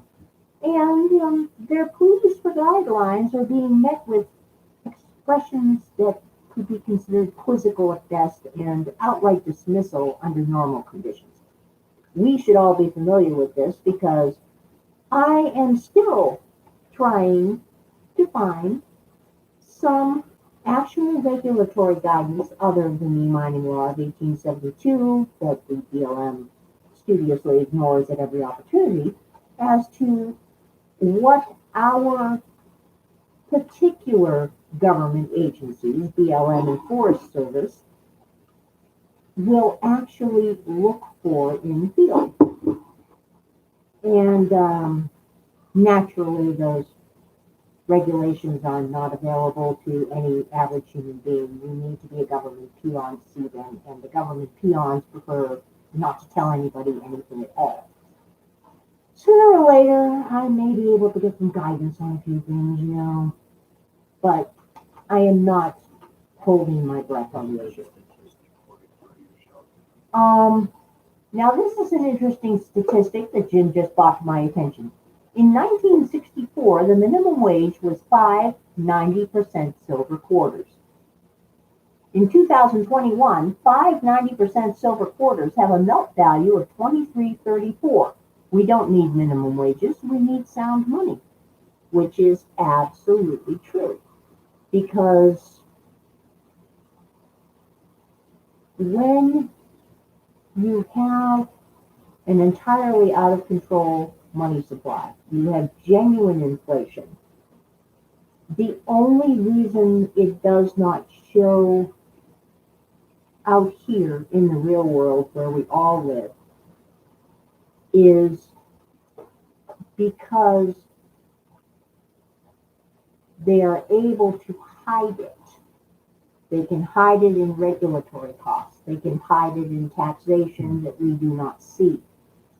Companies can hide it in stealth inflation. Now, that's something that somebody brought up to me earlier this week. I was discussing groceries with somebody, and they pointed out that they had bought a box of one of those sugar-coated sugar wad cereals.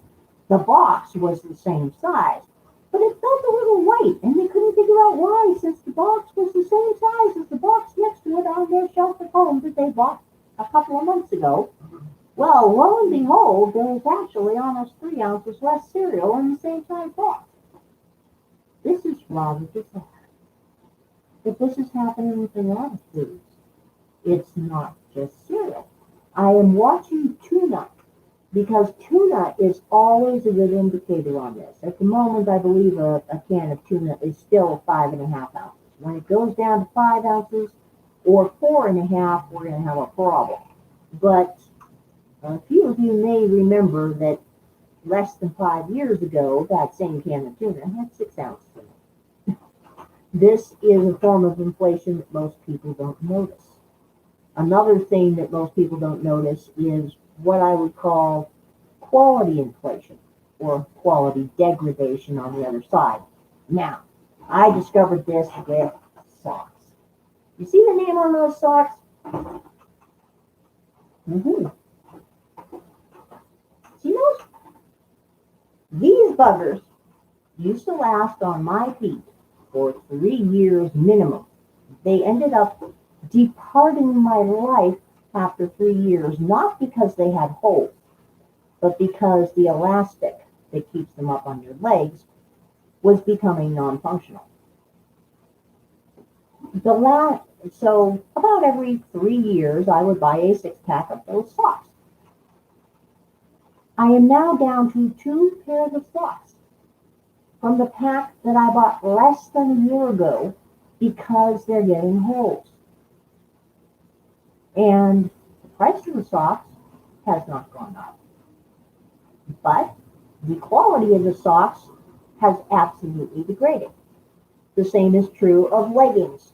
Like most chicks, I like to wear leggings, and you used to be able to wash a pair of Walmart leggings 20 or 30 times before they started peeling and getting those funny little fuzzy balls on the outside that really look kind of gross and stupid. That isn't the case anymore. So we're seeing a lot of what I call, I suppose you could call it quality degradation. There's more planned obsolescence going on here that is not being accounted for. Mm-hmm.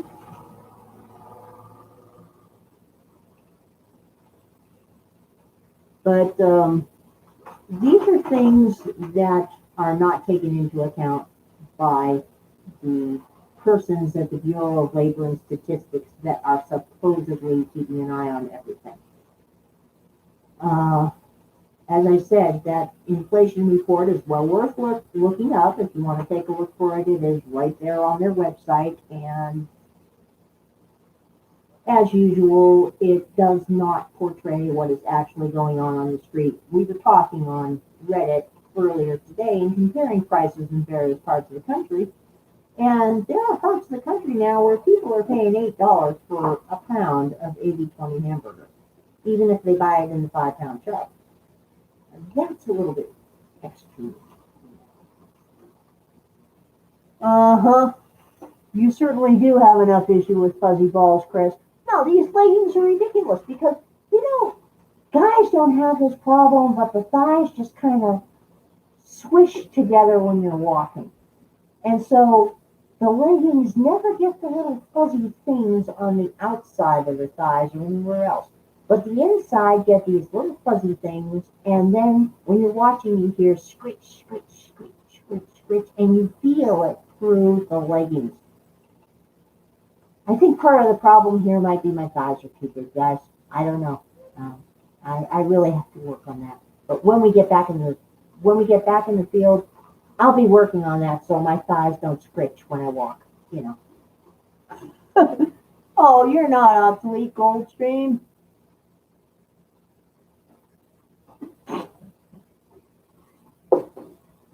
But yeah, we've got a lot of funny stuff going on in the economy right now. It has also been noted that because people have been voting with their feet and moving to other states, certain states are going to be losing representatives. Certain states are going to be gaining representatives, and mine is one of them. Let's hope that representative votes in the same manner. We shall see.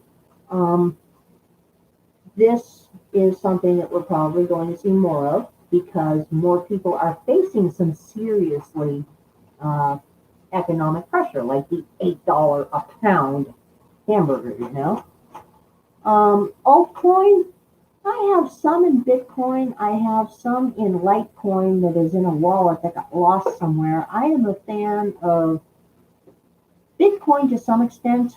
My strategy with Bitcoin is I just ignore it. And when it pumps and everybody dumps it and the price goes in the toilet again, then I find ways to earn some of it by watching videos or whatever, so I can pile up a few extra Satoshis.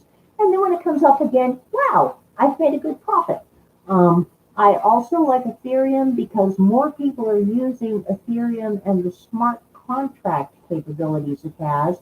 And a lot of the coin offerings and businesses you see that crowdfund with Ethereum, like sustainable farming, actually have, wow, that's weird. I'll have to read that after. She pulled the gun. That's it. Cool. I don't think so. But anyway, Bear was calling my attention to some local Helena news, and I was like, wow. But I like Ethereum because a lot of companies that crowdfund using Ethereum are actually selling a real product or service. Like I've seen some Ethereum backed sustainable farming and regenerative agriculture projects. I've seen actual things that people will use in the real world. I like coins that actually are tied to something that has a real value. That is something I'm fond of. And I do agree, Mr. Lodak, that Ethereum is slow and gas fees do suck. That's why I am more a acquire altcoins at the lowest price or just by trading my time and hold on to them. And someday I may decide to trade them in for money because I don't consider them to be money and I never will. I put them in a category of uber fiat currency because a lot of them are not tied to reality at all. The dollar bill is still kind of sort of maybe tied to reality. Gold and silver are definitely tied to reality. Most altcoins and tokens of that type are not. And so I put them in a different category. There's something that if I can acquire them with minimal effort, even if they're only worth a couple of cents at the moment, I mean, my Coinbase account, I probably have 20 or 30 different altcoins in it that I don't even know what they are. But I get to watch an ad and they give me one of these altcoins and it sits there. And some of them have ended up being worth money. So I have traded them for a more stable altcoin. Others have not. It costs me nothing to get them, so I keep them.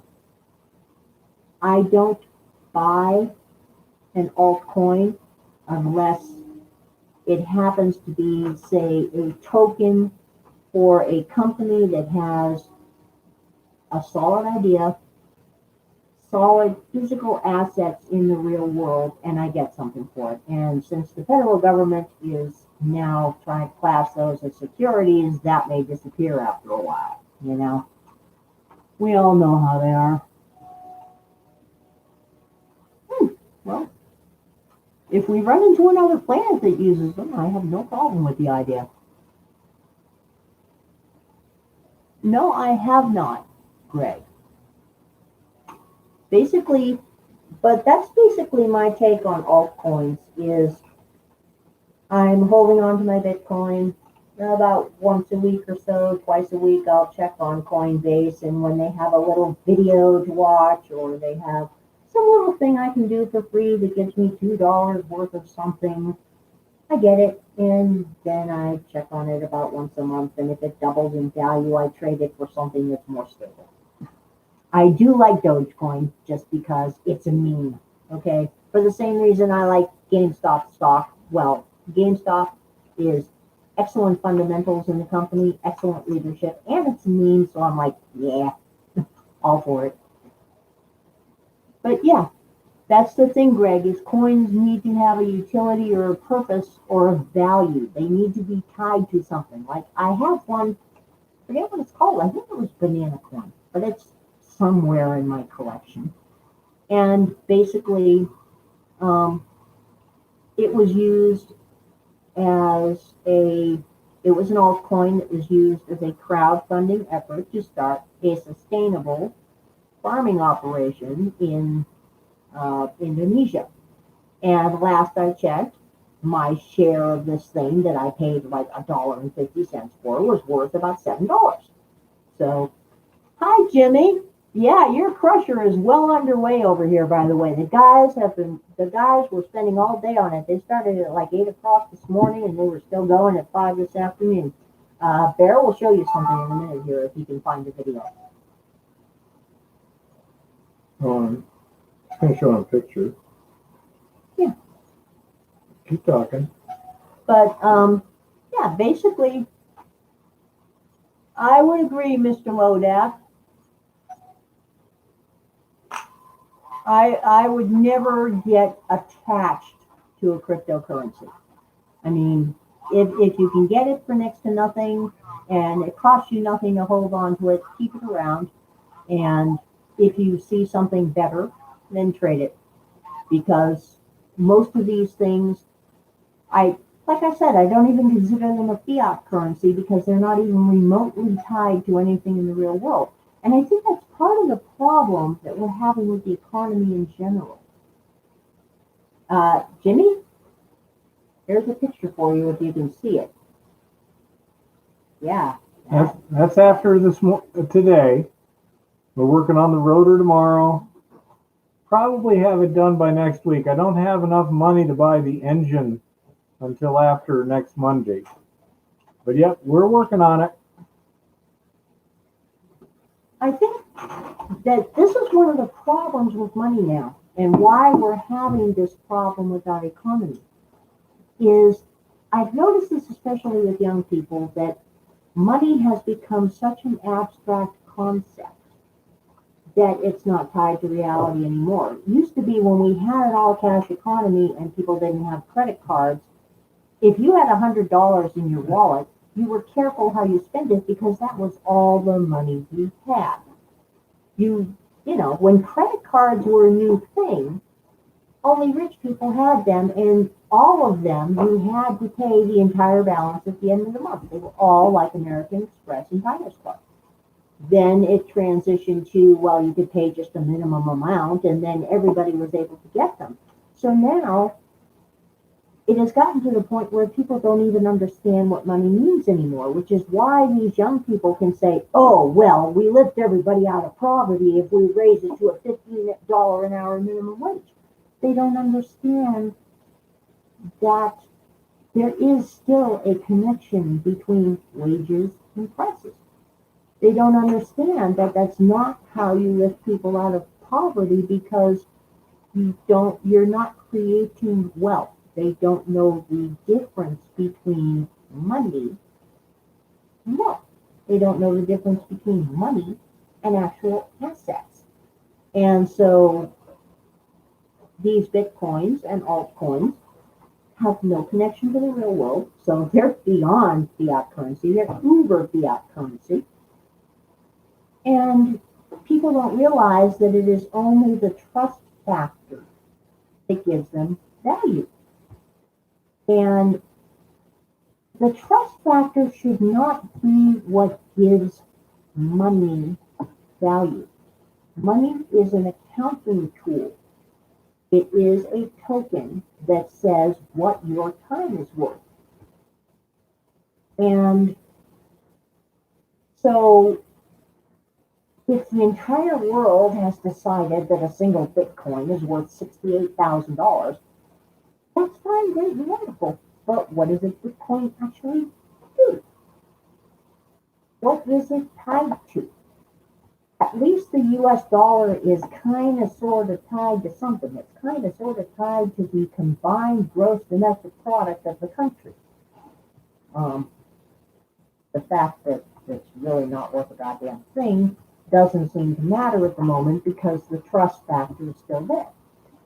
So my philosophy with Bitcoins and with all altcoins, like I said, is if somebody offers me $2 of a free new coin just to watch the video about what this great coin is going to do to revolutionize the world for the workers and democratize our wealth, I'll be happy to do it. They give me the $2 worth of coins and it will sit there in the darn coin base, and when it hits $4, I will trade it for a more stable, older coin that is the trust, that has a trust factor attached to it.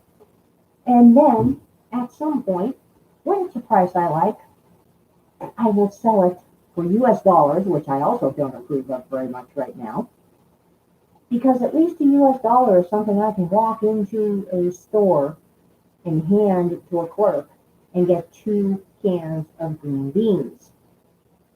You can't do that with Bitcoin very many places. And beyond that, if you don't have access to the internet, you don't have access to your Bitcoin.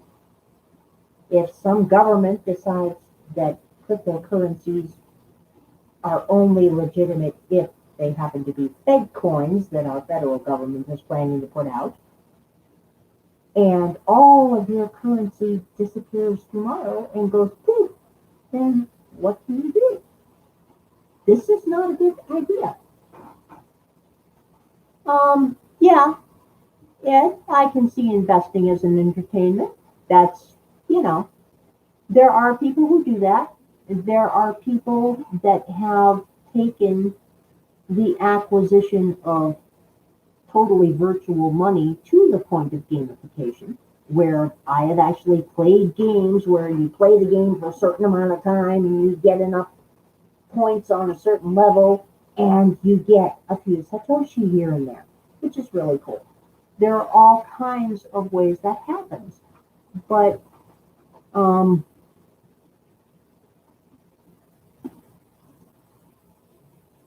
I dislike the philosophy of treating money as a game. That's just a personal philosophy on my part. And yeah, I agree. Well, actually, Terry, it's called the Bob. It's called the Bowen or Buster. Because Bob will really bust your stones. Yeah, Chris, you're right. When you're losing $10 an hour, you at least get drinks on the house. Well, that's great if you drink alcohol or you happen to like diet soda that is very badly mixed, Mr. Virtue, yeah, mining is not entertainment. If you mean Bitcoin mining, altcoin mining, etc., it's not entertainment. It's actually providing a service. Exactly, I have, sitting down in Tucson, a cryptocurrency miner. I have a mining rig. And I was running it for the longest time, and then, of course, I somehow managed to lose my wallet, and so I have to find it again and then figure out how to get into it again. I have to remember my password and all that. But, if I find it, I do. If I don't, I don't. It was just an amusement to me to see how it went. And, it did have its benefits. And I think it is possible, if you can find a way to create a decentralized currency that is blockchain based, that is actually tied to something of value, then this does have real possibilities for the democratization of money. Because I am not a fan of central banks. I am not a fan of the Fed, because nobody's audited the Fed ever, and it needs to be audited. But it needs to be available in some form that everybody can use. We need to not get into a cashless society, because there are times when you want to use cash, if for no other reason than to keep what you're doing private. It may not, it doesn't even have to be something illegal. But I don't want the whole world to know what I'm spending for groceries. If I want to pay cash at a Motel 6, that shouldn't be an issue. The last thing we want is a cashless society, because first of all, if you have a cashless society and that money is stored anywhere other than in your wallet, it can disappear. It can go poof. That is very easy to do in this world. More than that, a cashless society requires a certain level of infrastructure. It requires internet, it requires data, it requires electricity to be working and things like that. Otherwise, you have a real problem. You need to be able to use physical money. Third, a cashless society gives you no privacy, because going with a cashless society means everything you do is always going to be seen by the entire universe, including federal governments and everybody else. More than that, it removes any opportunities to avoid taxation in legal manners, and even to avoid taxation illegally. If all of your money is accounted for and the government decides tomorrow to institute an 80% tax, then all of a sudden you will stop seeing 80% of your money. It will reach a point, if we go to a cashless society, where you are not going to see, you won't be filing taxes. They will pass this off as a benefit. You no longer have to file your paperwork. We'll take care of everything on our end, and your card is just fine. I don't want that. I really don't. I mean, money has a purpose. Real money, physical money, has a purpose. That's why barter is growing at an exponential rate. More and more people are joining barter networks. More and more people are trying to get back to a place where you can meet with that dude over there. He has a service you want. You have a service he wants. The two of you can agree together what those services are worth, and you can trade those services. Because that is something that builds community. That is something that gets people working together in their local community for common goals. That is something that keeps wealth in a community. And the biggest problem we have right now is because we offshored so much manufacturing. We offshored our wealth creation. A service economy does not work. If you want wealth creation, you need a wealth creating economy. You need your manufacturing. You need your products here, not there. And so, while I do dabble in cryptos, and I absolutely think that they may have a use at some point, I think it's far more important to develop my local economy, to develop and bring wealth into where I am, because we need to start decentralizing our wealth creation in this country. We need to get more micro businesses going. We need to get more barter going. We need to get more wealth being created here that is not controlled by one or two companies. Because those one or two companies can decide to offshore tomorrow, whereas we can't offshore stuff. We also need to fight a cashless economy, because a cashless economy means your money isn't even your own anymore. It's being held in somebody else's hands, and it can disappear tomorrow. And that's never a good thing with governments. Oh yeah, they certainly do, Ed. Credit card companies always get every single dollar has a little bit of things attached to it.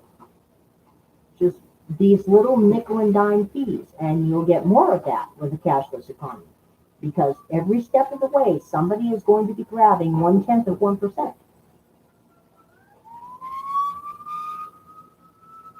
Well, Goldstream, I agree with you that the government will never let crypto rule unless they are controlling it. They are very seriously considering a Fed coin, a U.S. government cryptocurrency, and we're not the only country that's looking at this. The IMF is pushing the idea of a world-based cryptocurrency that's value is tied to the global GDP as part of their whole Great Reset thing that's going on over there. But That Great Reset thing is absolutely conspiracy theory, absolutely not happening. Nobody would do that because it's against all our best interests. So we should all watch squirrels. And, you know, our governments would never do this. Saw a muskrat yesterday. You Does saw that a count? muskrat? Yeah. Yeah, that counts. Okay. Can I go fishing instead of watching squirrels? I enjoy that. Well, anyway, guys, that's your tinfoil hat and my philosophical take on the world economy for this week. And again, if anybody finds a link to outstanding BLM regulations that actually works and is actually relevant to our mining industry, please send it to Bear's email, because finding anything that actually is useful is proving to be extraordinarily difficult. Thanks, Patrick. Thanks, Mr. Virtue. Oh, he called me hun. Woo-hoo. Man. Better watch out, dude. Someday this old coot's gonna die, and then all you guys that have been flirting with me are gonna disappear. I know this already. Well, it's true. You know, if he dropped dead tomorrow, all the guys that have been flirting with me would poof. Oh. I would be the world's loneliest widow. Okay, Badger Dean. I'm sure that was to some extent a little confusing, considering you're from another continent, and I don't know how fluent you are in English. So I'll give you a little explanation. Everyone just be patient. It'll only be a couple minutes here. We call it the Tinfoil Hat Report because many years ago they had people who said that the government was sending out radio waves that were affecting their brains, and so they would wear a tinfoil hat to protect them from the radiation the government was putting out. And it became kind of a joke as someone who's really crazy about there's all kinds of weird things going on and this and that. Well, now that the world has gone crazy and there is nothing but weird stuff going on, we made that tinfoil hat for Eva so she can inform people on kind of current events. Specifically, we started with the mining law in the United States. She's very good at researching things and then explaining them. And you also may have been a little bit confused at times because she wasn't explaining things real clearly. And that's because now, if you say the wrong things on YouTube, they will destroy your channel. They will just shut it down and it's gone. And so certain things you have to be very careful what you say. So that might explain some of the times you were watching going, what the heck is she talking about? Because she's using almost code words. And if you're not an American, a contemporary American, it's awfully hard to decode what she's saying.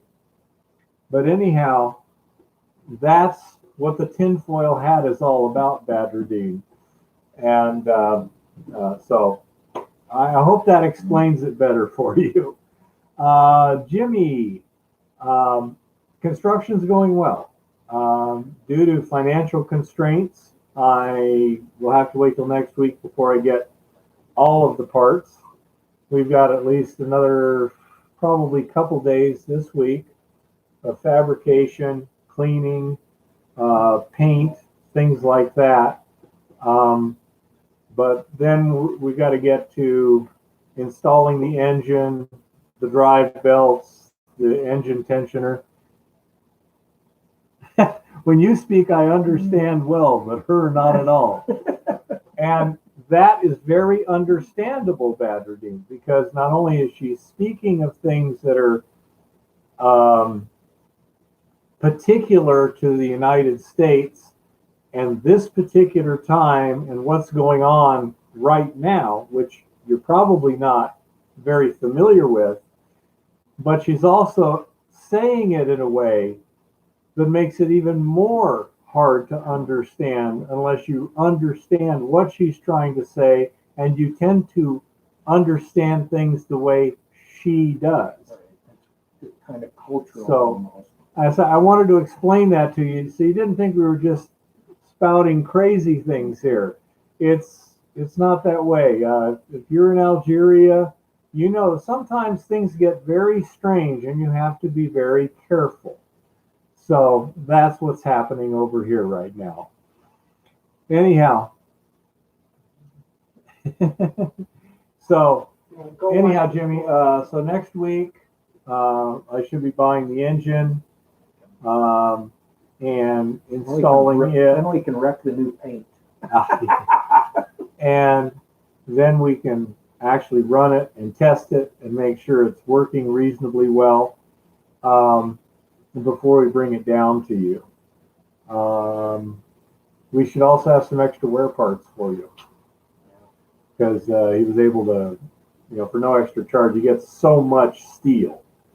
And for no extra charge, unfortunately, he made 5 of one wear part and 3 of the other, which was not perfect. And so it would have been better for we'd have a complete extra set of wear plates for you, but we'll have some extras, and we can have more made up. But anyhow, so that's the situation there, and I would expect us to be testing it toward the latter half of next week. And then once I'm satisfied that it's working well, I'll get a hold of you and we'll see how we can get it to you as quickly as possible. So anyhow, that's what's going on. We're working on it diligently. Last week was just ordering the steel, getting the guy to cut the parts, and then we were waiting to have a place to actually work in. Yeah. So it's just Organizing. it's just going slow this time. But the system that we were hoping is working quite well. The fabrication is going well, even with a stick welder.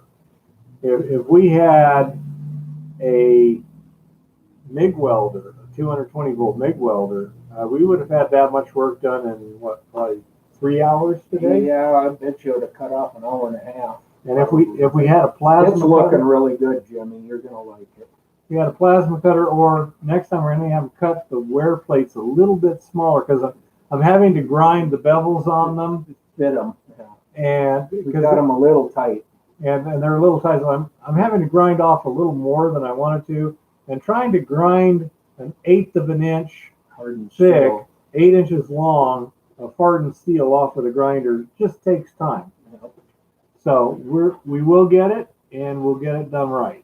But say it'll probably be end of next week before we're ready to deliver it. 'Cause I definitely don't want to just put it together and send it to you without testing. This is a new model, but it should be great. I also upgraded the exhaust to a 2-inch exhaust instead of the 1.5 or 1.25 that I have on mine. So that should allow more volume, which should be able to transport more material. Well, But you need anyhow. that. You want it bigger, so. Yeah. And we'll have a general video on the construction for everybody, and I'll have a more detailed video that will be available to people who buy plans and stuff. It's more focused on exactly how you do certain operations, because there are certain ways to do them pretty easy. Yeah, we've been doing a video for Keith has. It should look pretty good. I mean, it's pretty step by step, and his instructions are awesome. Yeah. And Jimmy, I've actually got screen dump material from last summer that we can run through it. It's already stockpiled, so it'd be easy to go out there I think Run I've that got stuff. a bunch of rock too. We could put. and we can test it out. It shouldn't be a problem at all. And we're not going to be testing it a whole lot just to run material through it. We just want to make sure it's working smoothly, and there's nothing that's not working properly. And give it balance, just check it for balance and just- everything. Make just do sure. enough. As far as in the field, Jimmy, no, it keeps snowing up here. Yeah. You know, raining. We had a lot of rain last night. Yeah, So Rick. that'll help. That's why I suggested you just wait just a little bit, because as we're going through this set of plans here and building this thing, we are finding a few little issues easily fixed, but I'd rather completely rework the plans afterwards to, fix that little Right. thing and this Just little account for the little variations in measurements that we had. thing. And Actually, Rick, this is going together very simple. I mean, if the way Keith did this, I'm really impressed because all of our cutouts that we had done and everything, everything seems to be lining right up the way we wanted. there were two pieces that weren't cut the right size. In both cases, I checked the dimensions I gave the plasma cutter, and he cut them to what they were supposed to be according to his instructions. The planning was improperly done. It wasn't his fault at all. But as we run into those things, and the wear plates inside, if we make them just a little bit shorter, it'll be a lot quicker to grind them. Yep. And so that'll work well. Yeah. So pretty happy with it. And yeah, Rick, as soon as I get this thing done and tested, then I'll rework the plans and get in touch with you, and we'll see about getting those plans out to you. I also need to get the reform plans over to Kevin. And again, they're fairly minor things, but if you did it according to the plan, you go, wait a minute, this isn't going to fit. And it's like, yep, you're right, my fault.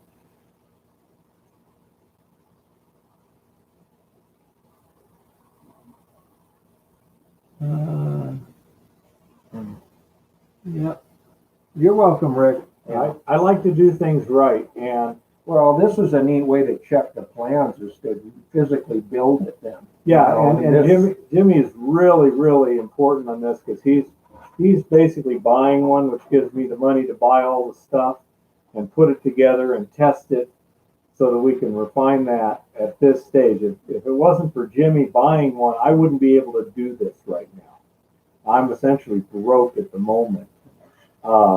Nothing dangerous, but yeah, I couldn't go this deep in the hole just to satisfy my curiosity. But Jimmy is really important on this one here.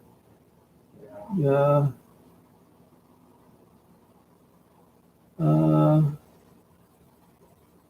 Thank you, Mr. Virtue. Yeah. We try. Anything else, or are we just waiting for questions? Yeah, I guess. I mean, if you guys got some good mining questions, let's get them up. Yeah, Argonaut, there's going to be video of this. Keith will get some stuff up here in the next few days. Yeah, we'll have a video. You'll be able to kind of follow along with the progress of what we've been doing here. Yeah.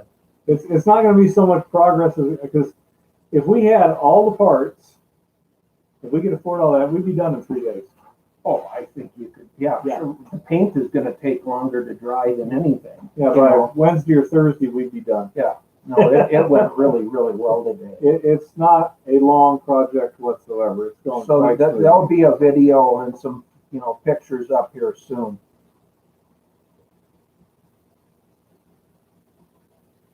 Yeah, I seen that earlier, Rick. That's great. And that's what we're using right now is stick welding, and it's going good. It's going really good. It's going to melt sometime soon. That's what you call a qualified answer. Yeah. We keep asking that same question, Goldstream, but we want to give play too. I'm not so sure I couldn't get to where I need to go if they would just Bryce go on says the damn July. No, In this country, it could be, Bryce. I remember one year we had 18 inches of snow on the 12th of June here. So we might not be out of it yet. I don't know. Terry, probably just rattle can, unless Jimmy wants me to go fancy with some paint. I just like rattle cans so that I generally like the deep blue Rust-Oleum. My guess is, Ed, on that question, on the gold shows, they're taking the nuggets and stuff out of some of that because I've never been in a placer where all the gold's exactly the same screen size. And so something's, not quite right there when they're pouring out their gold. I talked to someone who said they worked on one of those things one time, and they said that the gold shows up in an armored truck. It looks like it showed up in an armored truck, but anyhow. Let's see. Do clay graphite crucibles need to be glazed with borax prior to use, or just heat to dry the moisture and use? I have read it both ways. Don't really experiment with my limited supply. Argonaut, when I've smelted, I've just driven off the moisture on the crucibles and had no problem.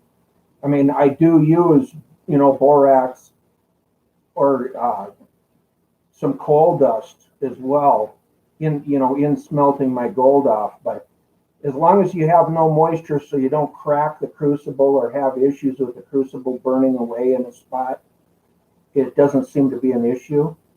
At the gold mine I used to work at, they didn't coat them previous. They just put the charge in it and set it on top of the kiln to make sure. And first they preheated the crucible, then they preheated the charge, then they put it in there.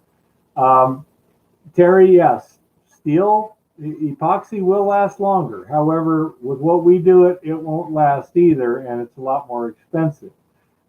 Just cheap Rust-Oleum gloss does reasonable. It's real easy to touch up. No, I have not got any more information on the clean mining stuff. It'll probably take several months. They are in the process of dealing with Montana regulators and such, so I would not expect that to be resolved until probably this fall, but I should have more information before then. Right now, I'm doing a lot of other stuff, so I don't have time to pester them, and so just not much happening there. But as it becomes important, I'll have to really focus on that, and that'll probably be in the next couple of months. So you guys going to find a vein for next week? I've got some interesting stuff in probably about 2 weeks. Yeah. Okay. What elevation is Jim's mine? In the past, I have been anywhere from about 5,000 feet up to about 6,000 feet. Around here, it seems to be kind of an elevation for some reason that, you're 5,800 feet. You find gold in a lot of mines at a certain elevation in this area. That's kind of interesting. And as far as, yes, we'll have some operations on in the future. As a matter of fact, tonight I was just talking with Old Dirty Goat Mining about maybe filming some of their operations. But they'll be operational here fairly soon up there at their operation. Cool. And if he'll allow me to do some filming up there, we're going to do some, show you some sluice box stuff. He's got a nice wash plant, family operation, really good people. Kind of a neat deal there. The video showing how you prep the machines to get started would be interesting. Well, yeah, and their operation that they've got right now up there is really a nice little setup for a 2-man or a 3-man operation. Just a real neat setup. Yeah. Yes, I'm a little over 5,000 at Montana B. The other locations we're looking at staking and evaluating are up a little over 6,000. Yeah. And currently behind locked gates. That's the problem. It's not whether I want to try and wade through snow with the Bago. I got chains, I got 4-wheel drive. I could wade through a little snow, but I could also get a ticket. A long time. Yeah. Well. Yeah. Yeah, I think we'll be able in the near future here, between Keith and I and what we've got going on, I think we'll be able to throw up some pretty neat stuff for you guys. And And then it gives us more to talk about too. Oh, I'm planning on it. I got a lot of stuff to do this summer. All I gotta do is find the right stuff to move and process, and we can have some real fun. I mean, things like the ladder track, Yeah. hoisting system, leaching after concentrating. Well, I've got some Oh, yeah. portals that I have to do some shoring on and some timber work and stuff. So I There you thought I go. would try to maybe film some of that. We have to secure some portals and get some gates on them on one of my projects. I think we can have some pretty neat stuff that you're not seeing with some of the other shows out there. So this is kind of a unique thing that we've been doing, I think. I think it's very helpful, I hope, for you guys as well, is we get some questions answered here, and, you know, we can move information between all of us.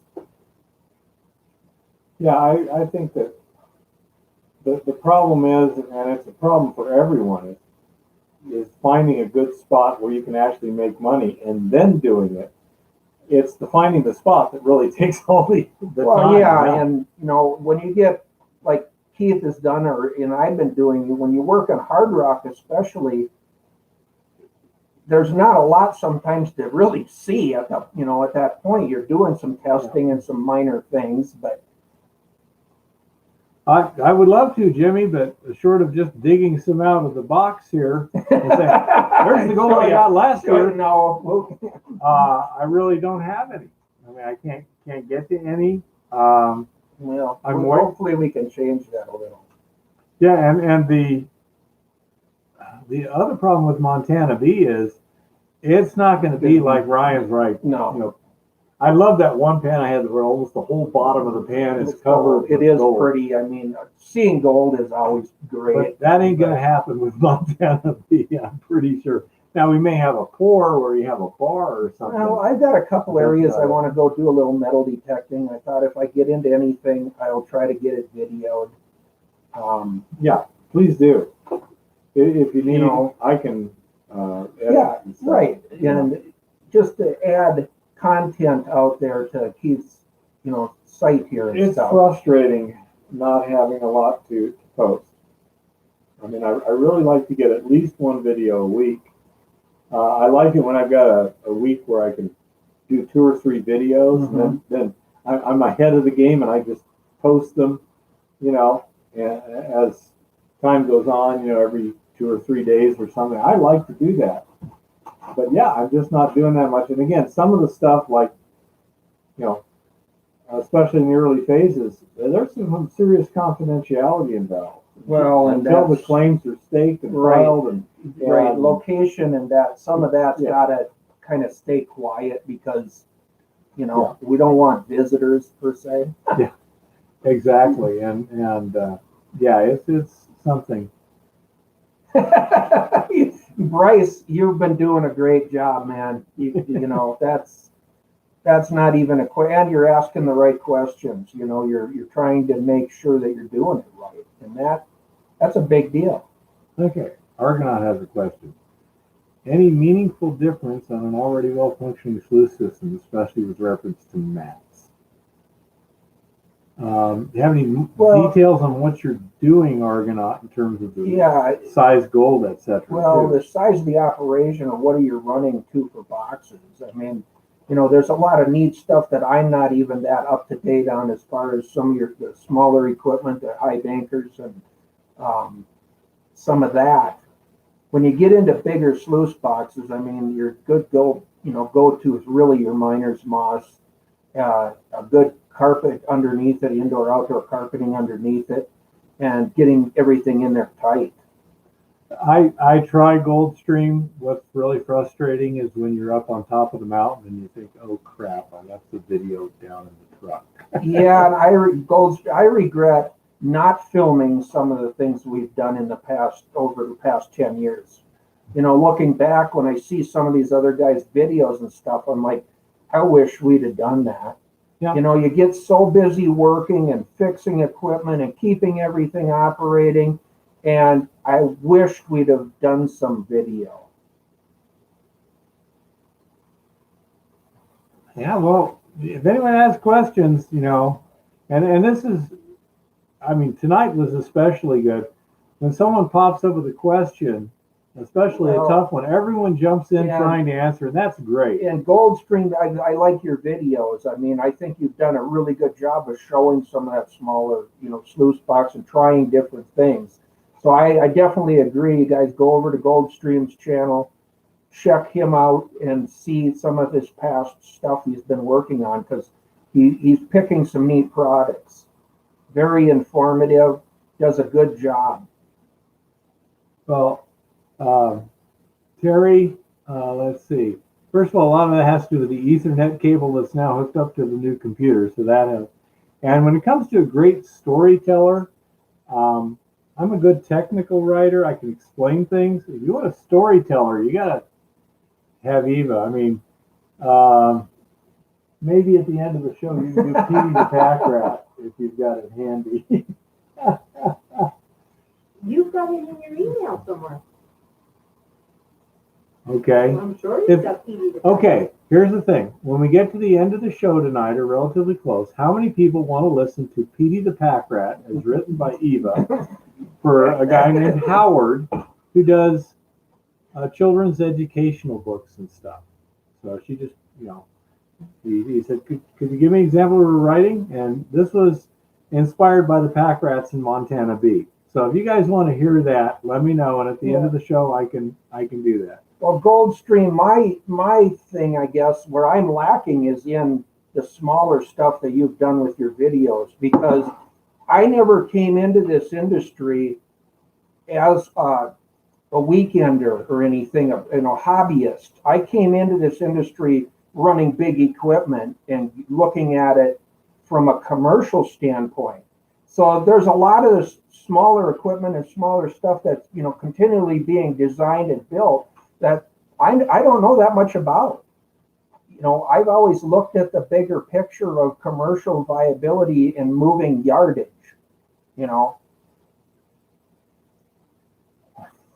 Crickets. I haven't seen any. David, you are on a roll tonight. I love it. Thank you.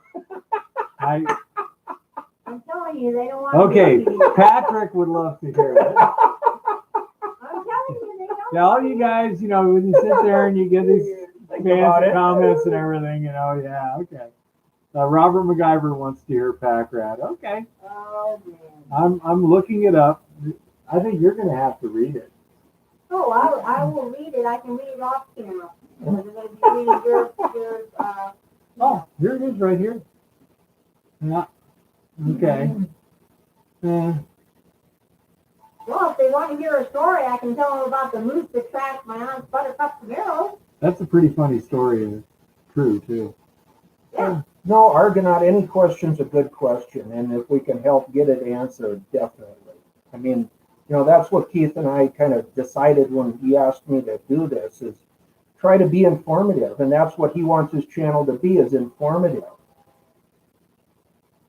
Whatever we can do to help move it, move all of you into more gold, or finding, having a fun weekend.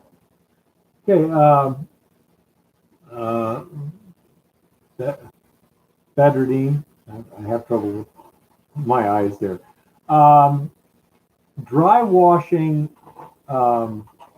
it works very well if the gold is large enough. And it doesn't have to be really big, but it does have to be like that big sort of stuff. I mean, 0.5 millimeter or so will work pretty there good. Is gold out in that Sahara Desert. No, Terry, no such luck.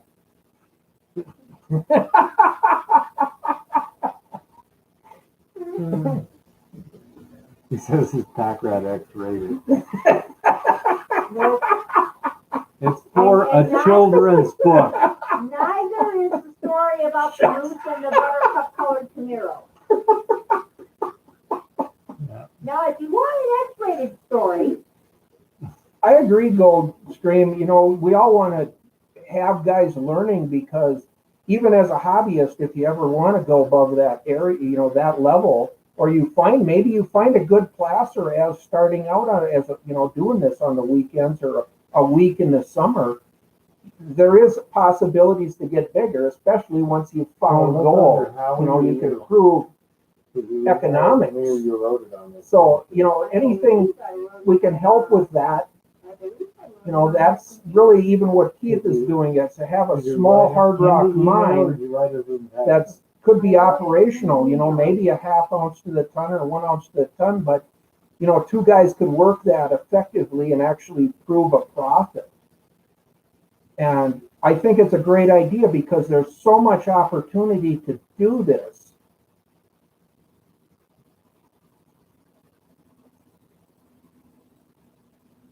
There's a lot of gold that's never been found yet. Even here in Montana, a lot of these drainages have placer gold, millions of dollars worth of gold, but nobody ever found a source. So that really leaves some interesting questions. Right, and a good place to start, and I've mentioned it before, a good place to start is a pick and a shovel and a gold pan and a couple of sieves. Fairly inexpensive start. And of course, then do some homework, learn about an area, do some research.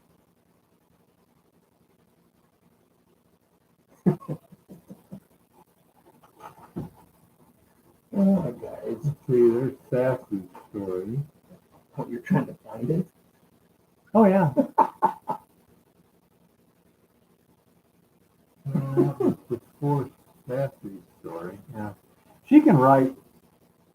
Well, I wrote Sassy's story. Yeah.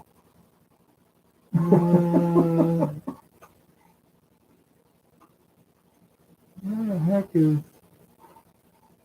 Keep running the conversation. Oh, man.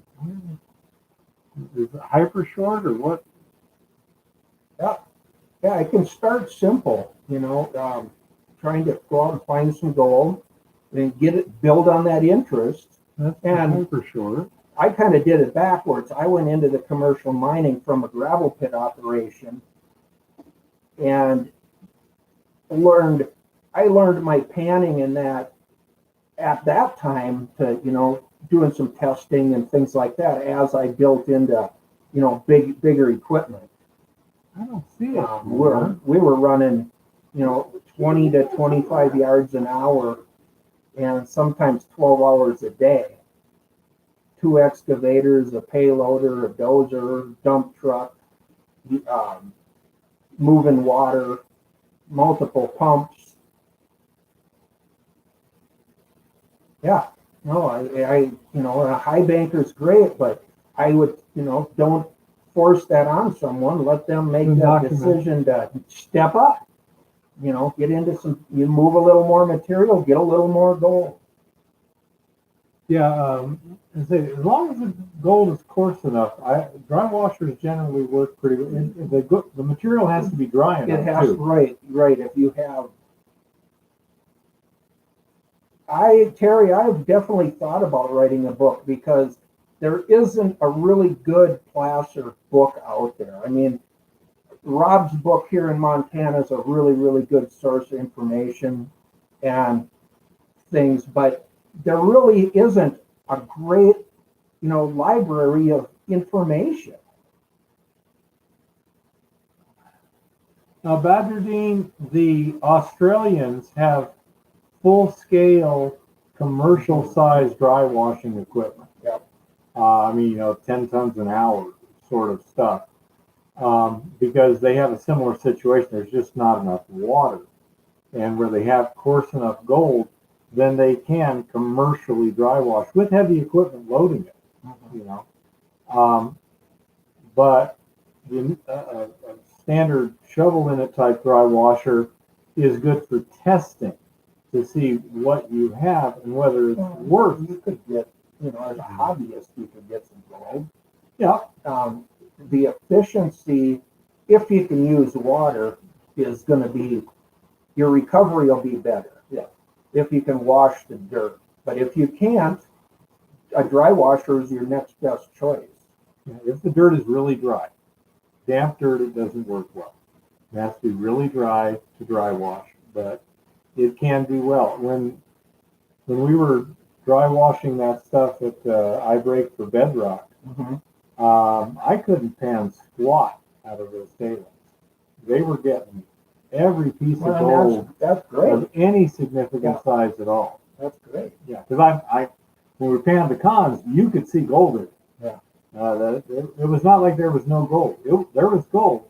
It was down to, I'm thinking like around 20 mesh or so. That stuff was a pretty darn coarse gold. But even, the 20 mesh and like that, it was getting it all. I wasn't finding any in the tailings. It was doing pretty darn good. But it is kind of a specialty piece of equipment. It works well in certain conditions, but it's not good in as many conditions as wet processing is. That's for sure. And up here, where everything is damp, dry washing wouldn't work at all. In my No, our ground never dries out enough that you could do that. I mean, I can't think of a single place, and I had some placers down by Dillon, and that's a lot drier country, and even that wouldn't have dry washed. David, I think the guys at I Break for Bedrock had a King unit. It was an older one, but it seemed to work really well. One thing that was interesting was at the bottom of the tray, beneath the surface where the separation takes place, beneath the cloth, there was a fan on the inlet side that had a weight out of balance on it. So as the air was blowing in, it was spinning this fan and getting it a vibration. And it really worked well. So I would agree. Keen at least used to make a pretty good unit. I'm not sure what they're making now. They don't seem to change their designs too much. If they've got something that's working well, they usually just keep it. They will make some modifications, and usually they're an improvement. So, yeah. Why aren't cyclones more developed for dry washing? Cyclones are more for getting fine material, and dry washing doesn't get fine material. They're not good for separating fine gold from coarse gang materials. A dry washer is much better for that. Yeah, I had just seen that they opened up quite a bit of that area down there in the desert and that for exploration. I thought that was pretty neat there in Africa. Oh, they just opened it up. They just opened it up for the first time in Very a good. long time. That's good. Well, there is some gold out in that desert. There's some rock formations that are mineralized. Well, and the Egyptians took a lot of gold out of some of that up in there. Well, so many governments don't seem to understand if you let people work and just tax them a reasonable rate, you'll get more money in the long run. Yeah, they'll create things and they'll create jobs. Yeah, they'll make something happen. Greed works. Politicians understand that greed works for politicians. They don't understand it works for everybody if you let everyone use it. When they reduced the maximum tax rate in Russia after the Soviet Union from, I think it was 70% to 17% flat tax, revenues tripled. Yep. Well, and they know it would work here too, that they can't let go of this programs. Yes, Terry, Yeah. I agree. Bedradine is great. Yeah. It brings something new and interesting to everybody. And that's what we enjoy Bedradine. It's people like you that make these talks go well, because you bring something new, and that's what gets everyone excited. In Yeah. Goldstream, I would agree with you on the VMAT. I run VMAT in my cleanup sluices underneath my miner's moss in my smaller trommel. But in my bigger one, I've always ran carpet, and that's because I really want all of that fine gold. And yeah, the carpet's hard to clean after a while, But what I've done is at the end of the season or in the winter, just burn all the carpet and get all the dust out of it that I can and then clean it up. Polluter. Yeah, I know. Polluter. Because it will hold gold. You can't get out of that carpet until you dry them out and beat them hard. You're most welcome, Badger Dean. Yeah, thank you for being here, Beverly. This is great that we get, some questions from a new area, and hopefully we can help you there. Is this one of your typical vote it all at once, no second? What, statutes? No, that's Pety. That's not Pety. Yeah. Okay. Wrote in 10 minutes. Now, just to give you an idea, folks, I Pety, wrote that while you were driving. Yeah. Down the road. In my head, in Flagstaff, and then I wrote it down in the email. this is even for you. When it comes to a storyteller, yeah, she's vastly better than I am. She is a really good wordsmith. I can inform. She can entertain better. She's also very good at adapting. The one that got me was when she wrote a 3,000 words, I think, 3,000 word article in contemporary London English on how to move from one apartment to another in London. With all the telly flat and all this How other to find a removal company, stuff. And and whether it's better to rent your own lorry or to use a licensed removal company. tell them what you mean by you're multilingual. I speak a little bit of Aussie, quite a lot of UK, and I'm fluent in American. Okay. Yeah. But anyhow, so yeah, it just amazes me sometimes how she writes stuff. She just writes it down. It's done. Think it up. That's it. No going through second draft. Me, I'll do, like one of my articles for the California Mining Journal will typically go 3 to 5 drafts. And what I'll do is I'll write it, and then I'll right away go back through it and try and clean it up. Then I'll set it aside for at least half a day. Yeah. That's the best way to do it. Then come back, read it again, finish it up. And when I go through it and I don't want to make any changes, then I go, okay, it's ready to send off. And sometimes I'm still not happy when I see it in the magazine. I thought the articles have been great. Yeah.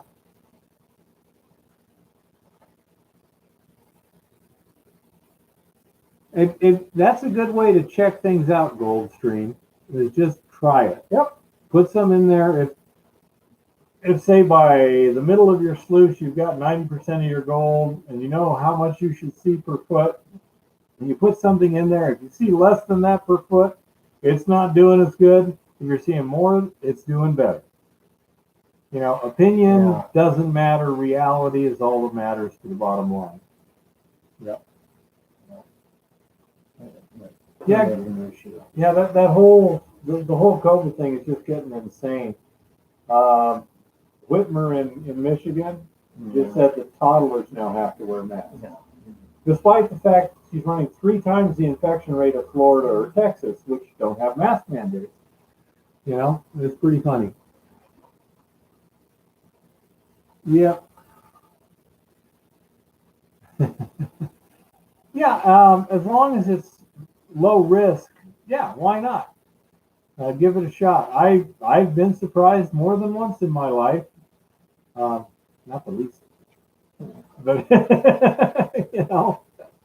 But yeah, if you can't see a reason why it would be a disaster, give it a shot. No, I think it's a great thing to test and retest and build redundancy into anything. Yeah. Just because you might think you're getting it all and then you try something else and go, whoa, uh-oh. Well, the next time we got some samples that I've already run through Hiddle. I think we'll send some off to a different assay just as a routine cross-check because it's just good procedure. Have you ever used American Analytical over here in Spokane? No, there's one in Idaho over there, Kellogg, Chris Christopherson. Yeah, I've heard of him. I've never used him. but I know people who have. I think American Analytica, we were looking at, for doing a multi-element analysis, but they didn't do arsenic. That's like, well, what good does that do? One of the main things we're looking for. They didn't do arsenic, they didn't do tellurium. It's like, those are two of the Right, the things you have to know. Yeah. So we had to go to ALS, and God, it took them over a month. You know. That's true, Goldstream. That's why I tell people don't buy equipment until you know what you're mining in a lot of cases, especially in commercial, because until you know what it's going to take to get the gold out of that gravel or clays or the combination, you have to know. You have to be able to figure it out so that you're, can be economic. Well, another thing you want to do is see if you can test it on that particular equipment first. Like Mountain Baker offers you a thing where you send them their ore, they'll run it, and they'll give you all their leftovers. The goodies and the tailings and everything else. If they can effectively do it. Yeah, and I would personally tend to show up with the ore by appointment and watch them do it.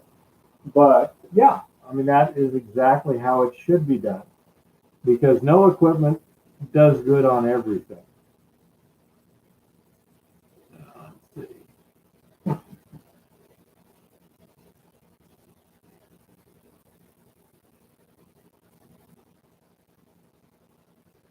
Well, I wouldn't say we're the best prospectors, Agreed. but we are learning, just like you guys, as we've gone through.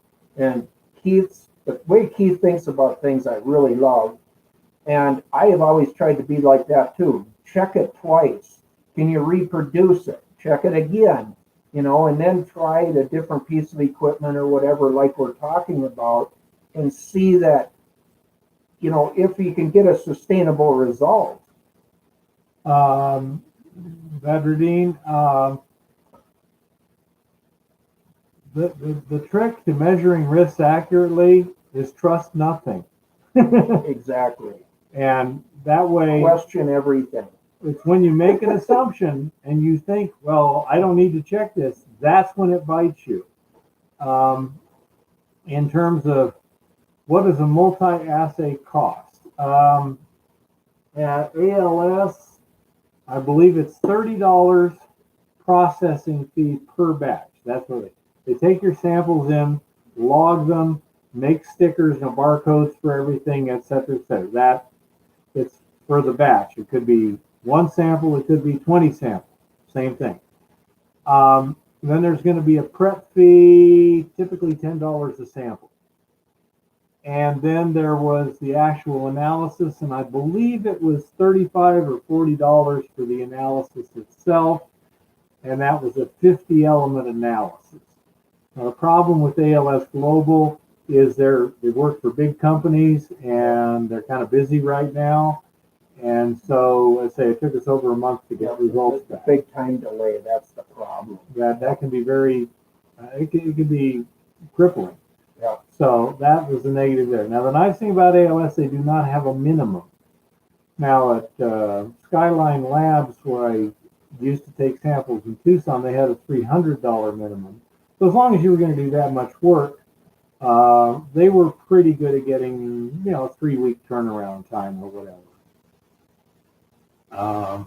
But yeah, it shouldn't be too expensive unless you run into a big minimum. If they're going to charge you hundreds of dollars for one sample, look around. Okay. And some people will do that. You will see people that are actually assaying for $300 a sample. It's insane. But, all you got to do is one a day. Yeah, they're not looking for work evidently. Um, I agree, Goldstream. I got the same thing. I got 1-foot boxes and 2-foot boxes and 36-inch boxes. And I'm getting quite a graveyard of equipment. we call those spares. Oh, well, yeah, no, it all has its purpose. There's a reason. I've got 2 different trommels, big operation trommels that are set up for completely different operations, Mm-hmm. different material, And as I recall, the trommels tend to be better for clayey soils and vibrating screens for non-clayey soils. Right, and a vibrating screen, a lot of times you can get a lot more throughput too. Your trommel, really in a trommel barrel, your limitation is the screening ends up to be just the bottom edge of the barrel.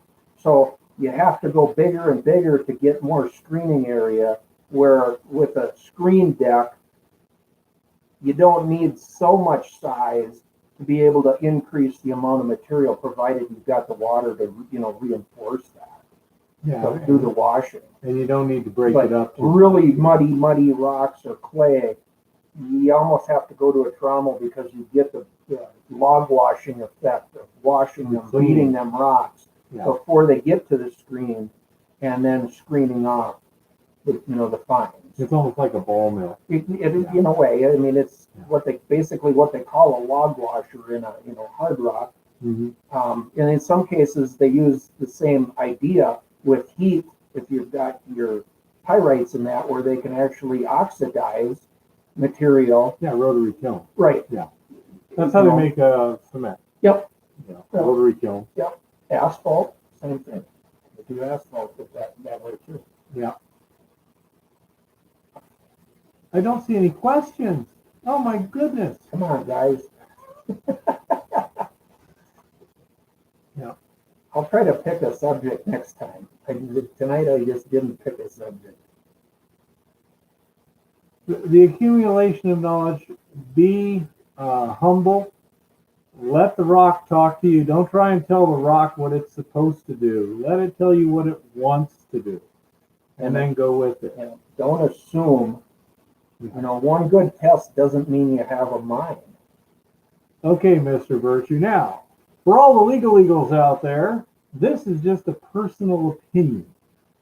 And that is, I think that there is a certain amount of choreography involved in gold rush and such. One thing that in particular caught my eye was, I think it was last season or the season before, when the kid, what's his name, Schnabel? Mm-hmm. Yeah, he was going to start up his own area and everything, and then he was going to get water across Tony Beats' property, and Tony Beats basically said no. And, well, of course, anybody who's been in the mining business knows you can't count on getting anything across anybody else's property without having a prior agreement in writing. For him to assume that seems so naive to me. From what you have to say, seriously, he's an experienced. It may have been for the drama. Exactly. That's the problem with Gold Rush. That's what I'm saying. The Choreography. Right. I mean, the one thing though, that over the years, if you've paid attention, they don't talk a lot about testing, and you can see on some of the projects they've been pre-drilled or whatever. They have been tested, but then like this last season where you had the veteran crew there, they went into ground that there was no testing. They had no idea what was mined, what wasn't, and that's a good way to go broke really, really fast. Is you'd be so much further ahead to spend one season testing to verify that there's enough ground there to even mine before you spend hundreds of thousands of dollars to mine it. I would agree that the drama, the choreography, the script writing instead of just letting it happen. And the gold they show always looks exactly the same. Yeah, it looks awfully sized consistently. That seems suspicious. Well, they they have royalties to pay and taxes to pay, so. That's it. I don't know. I'm suspicious that, I mean, first of all, Gold Rush, the first season, they didn't make any money, yet they came back for a second season. They obviously had a resource that was not gold in the ground. A TV contract. Yeah, That's a good starting point for a gold mine. yeah. They never talk about reclamation. Yeah, Yeah, that kind of pisses me off too, Goldstream, because if they would get people to understand what we can do nowadays and how we can preserve nature and put it back into a better environment, I really think mining wouldn't have such a bad connotation. Because, I mean, the rules that we're under here, we literally have to put it back way better than what it was. So and nobody gets to hear that or see that. All they think of is what happened 100 years ago. And that does bother me, because if they would really show some older reclamations that have been done in the past few years, especially in Alaska and the Yukon, some of it's very, very amazing. And actually, even BLM has some videos out from Alaska that they did that they show that the actual fishery, after it was mined and put back, the fishery was better than it had ever been because of what the miners did to put it all back together. And people don't hear that. And it's unfortunate, because if we can't educate people, we probably at some point won't be doing this. This honeycomb calcite looks a bit like onyx to me. Yeah, reality TVs are tough, unfortunately. Yeah. Yeah, I agree, Bryce. They did show where he was dozering some stuff, and that was not a good representation of reclamation, unfortunately. It looked like crap. It could be. I didn't see it. I don't usually watch those shows because I'm trying to learn something, and they don't really educate me very much. Oh, I thought it was interesting, and I think I've noted it with a few other miners I've talked to, where, Hoffman's there and they put the expanded metal in upside down in the sluice box. And I'm just going, oh boy, here we go. But, there is some education in it. It's of value, I guess. And it has brought mining, gold mining to the front, as far as it's one of the top rated shows in the world. Yeah. But it could be represented so much better as an industry and a possible jobs for people. I mean, a lot of the Australians understand this because their economy was based on, mining and that type of, natural resource. The Canadians, you go, to the Yukon or Alaska, they understand it because they've been around it forever. Areas like here, we lost mining for the most part by the time that 1930s were over, and it never really gained traction as an industry here again. It's coming around now a little bit, but now we're under such regulation and hula hoops to try to even get a permit that it's really disheartening sometimes because of what the dance you got to do to get that permit finally signed.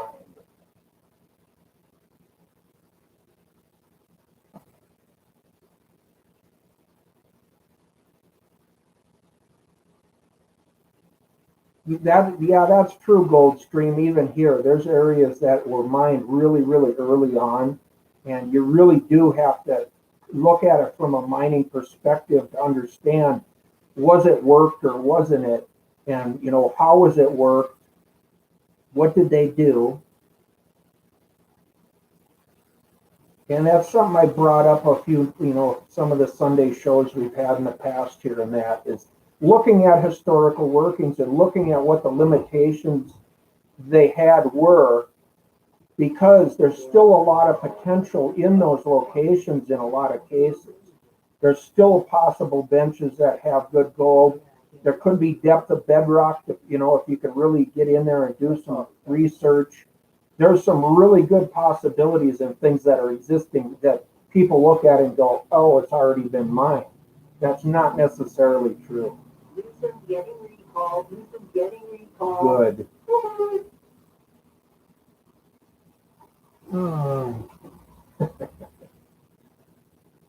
Washington governor Yep. ban on Native American mascots. Sounds illegal to me. Anyhow. Yeah, landscaping big time, yeah. Yeah, it is. That's really what the job is. It's a giant landscaping project. And then you take the gold out. Because when you see the little pan of gold, the little bit of gold you get, and you look at all the dirt you moved, it's like, that's all you get out of all of that dirt. Yeah, that's true. Well, and not just of the history, but of the importance of mining. And another thing that I find amusing is the environmentalists will kick mining out of the United States and send it to someplace like Borneo, where Yeah. the environmental regulations are so much better. Give me a break. Right. You know, you're just outsourcing pollution instead of controlling it.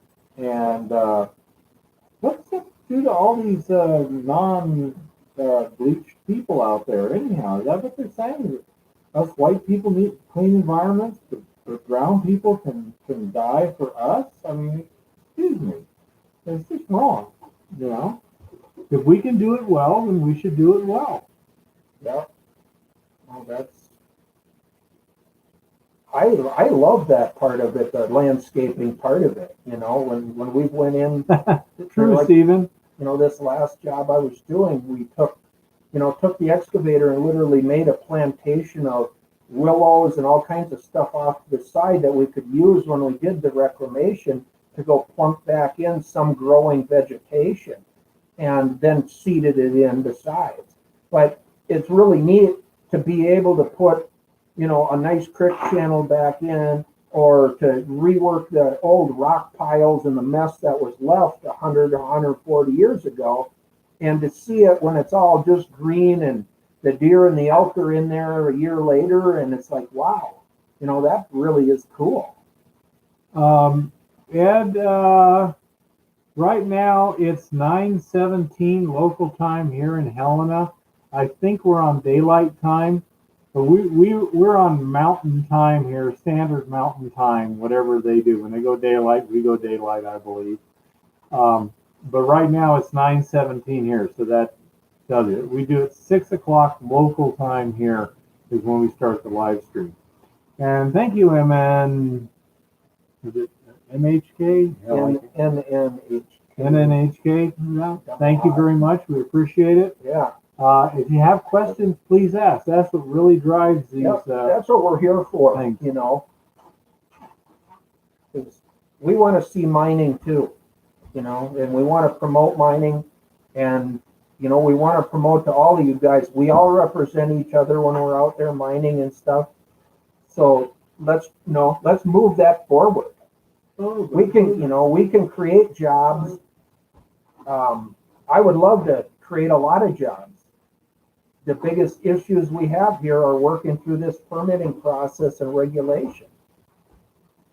We know how to do it correctly. We know how to do it environmentally friendly, and we know how to put it back in an environmentally friendly way. And they still want to play with you trying to get that permit. Good night, Mr. Virtue.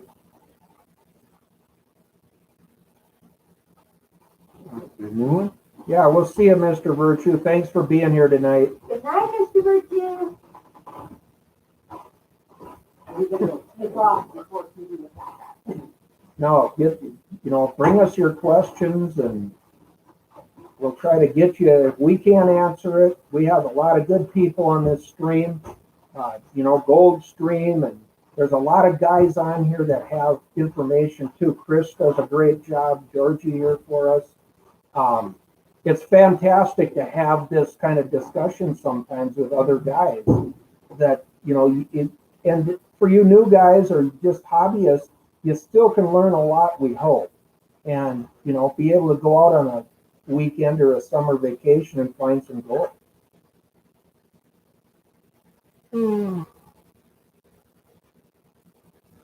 I agree, Terry, they could.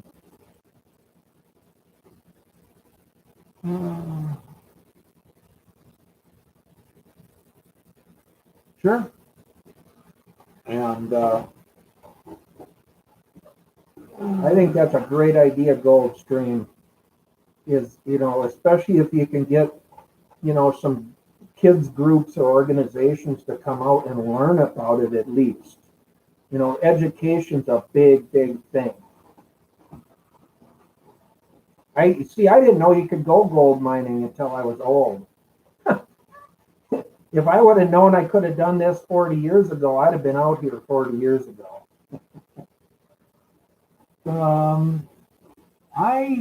The beaches in Washington, aren't those what you would call a blue water beach? And they're right on the Pacific Ocean. It seems like blue water to me. I mean, I understand that they have gold. I'm not sure about the ones up in Alaska.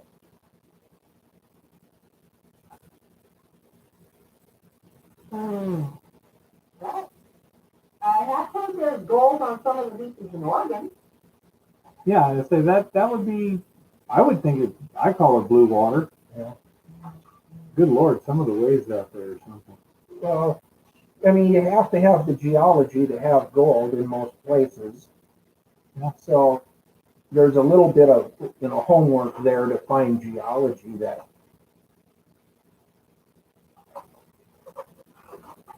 Yeah, I agree, Goldstream. If I knew when I was in college what I know about me now, I would have had some focus and finished. That's what, if I would have known I could have done this, yeah, I would have probably went to school to be a geologist. But then again, maybe I wouldn't be as good as I am now because I've done my homework and I've tried to learn because I want to learn. I have that, that why question is always right there for me.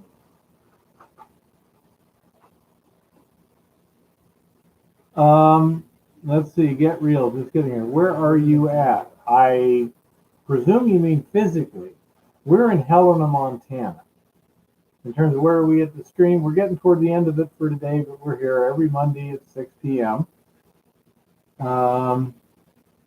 You just got connected to an 1800s unworked since the 30s patented silver mine a couple of days ago in Northwest Nevada.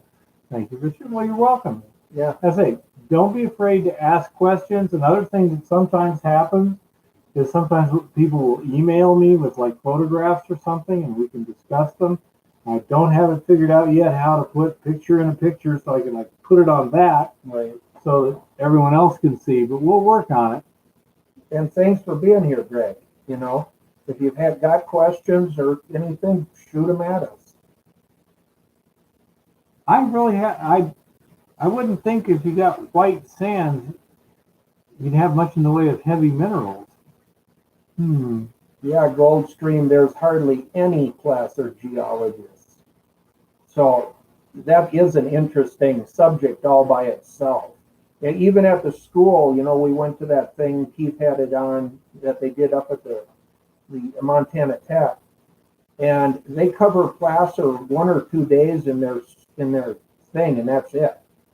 And there's some interest in placer, especially here in Montana, because of sapphires and gold. And even a renowned college of minerals doesn't cover placer that much. Ed, there may be a setting where you don't have it set right because everyone else seems to be seeing everyone else's posts.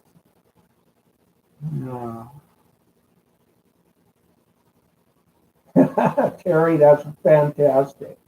And I mean that it is kind of a teach them to fish scenario. I mean, if you teach kids that they could possibly do this and maybe fish at the same time, or somebody mentioned hunt mushrooms or wander around in the woods.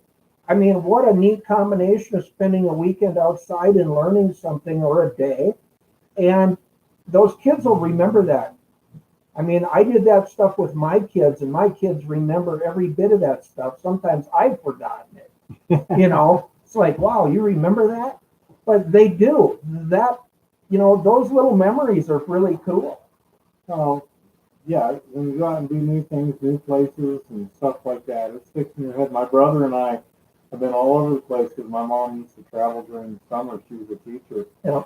And yeah, it was an amazing blessing to have that At the kind of time, experience. sometimes you're like, why do we have to do this? But, later on.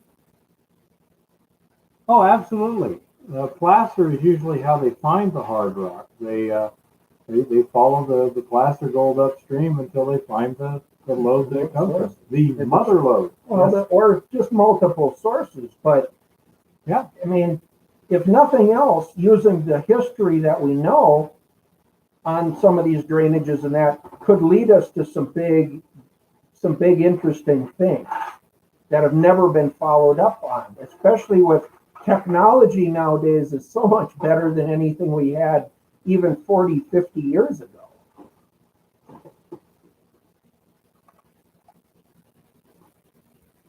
That's kind of what led me to get into more hard rock, is following the placer. The more I learned about placer, the more I wanted to know, where is this coming from? You know, when you see some nice gold and nice nuggets, it's like, where is this stuff coming from?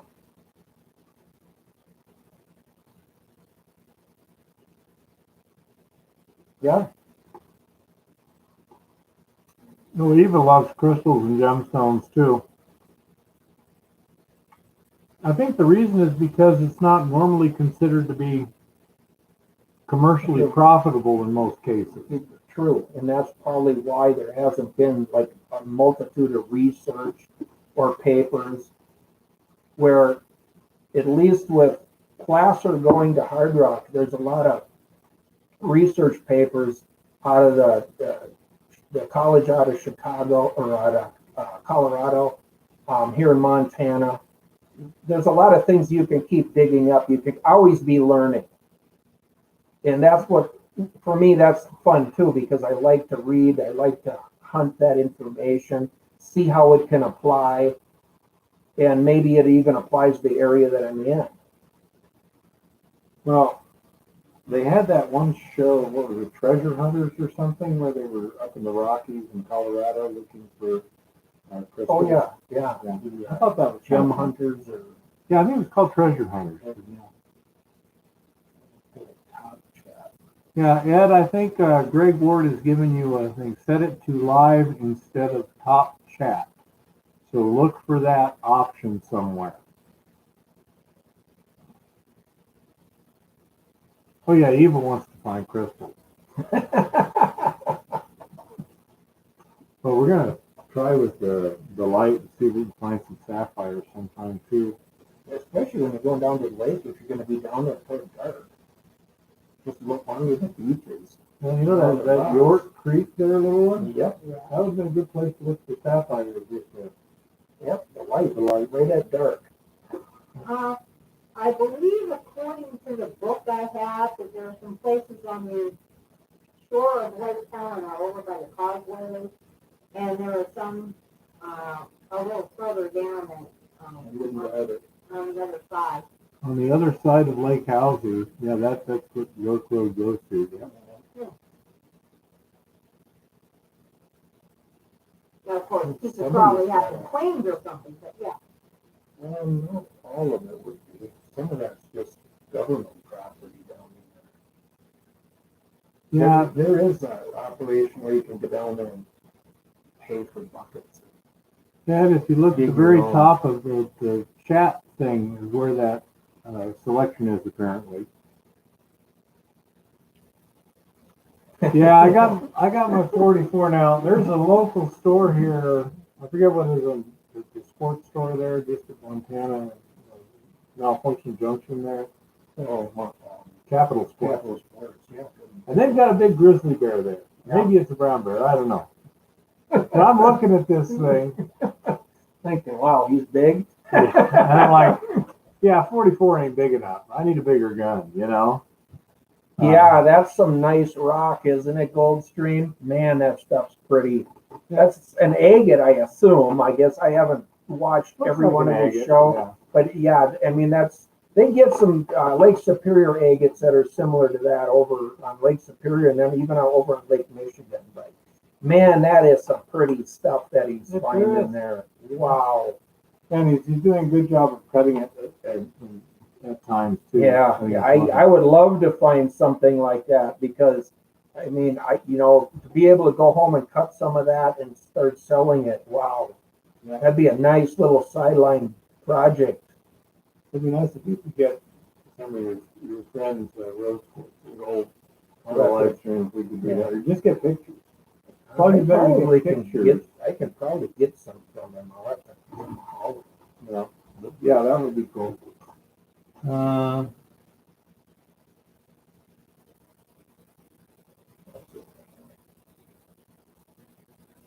Actually, Terry, I don't think the glaciers are the main thing here.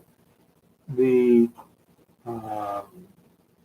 most of the plasters I think you use are from local ore bodies. Yeah, right? most of it in here wasn't glaciated. Some of the eastern side of the mountain was, here like in the Helena side. But when you get up into where my kind of normal area of hunting is, that most of that was not glaciated. Goldstream, is that a word? When you talking about synclines or Calcified, silicified? silicified. Yeah. Yeah. Yeah, no, I'm not saying you're wrong, Terry. There is definitely areas, and you're right. A lot of the companies are looking for syncline or anticline next to syncline.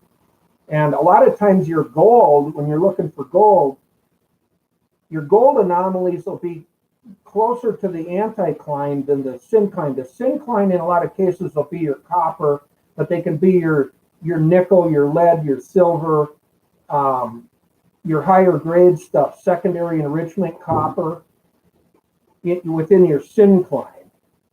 Your anticline, though, will be the gold anomaly next to it on the opposite angle. Okay. Terry was referring to the mineralogy in Nova Scotia. instead Yep. of area. No, that's true.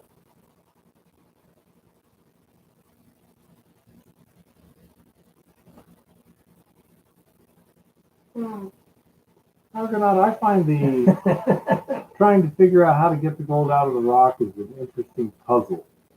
You know, I never found like puzzle books and stuff like that Interesting. interesting. It's all artificial. Me either. It's like chess. Me either. It's all. I mean, I would much sooner be in the shop doing what we were doing today, fabricating. You know, build something, and if it doesn't work, okay, change it and make it work. You know, build it again. Yeah. That to me, that's my intrigue. Is I built wash plants and sluice boxes and work on different engines and learned how to be a pretty good diesel mechanic. And I do most of my own hydraulic work. And you just keep learning and doing more and more. Yeah. See, there they were, and here they really weren't. And that's where it's interesting, because if you can get on the correct anticlines here, there's a good chance that literally with a metal detector, you can get into good gold. It's a matter of figuring out the region or the area that you're in. I wouldn't think Nova Scotia is Canadian Shield. Yeah, I'm I sure believe it is. I believe it is. I'm sure he can tell us.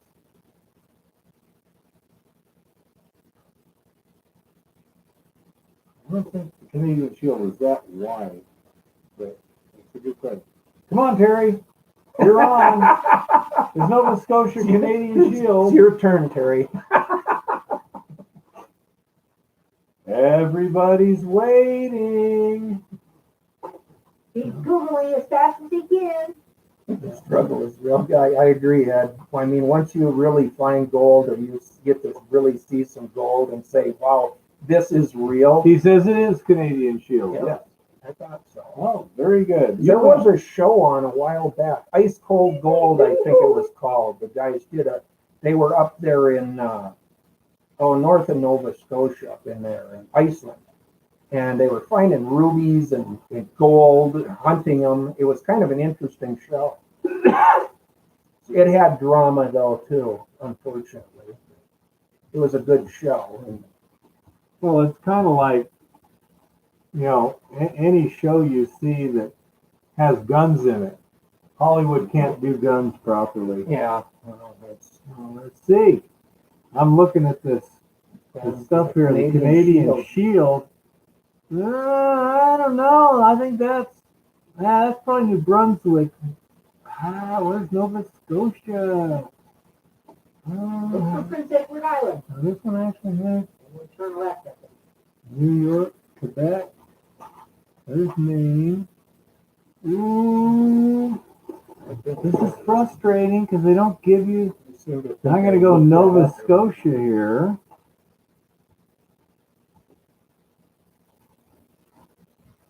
Let's see. Nova Scotia.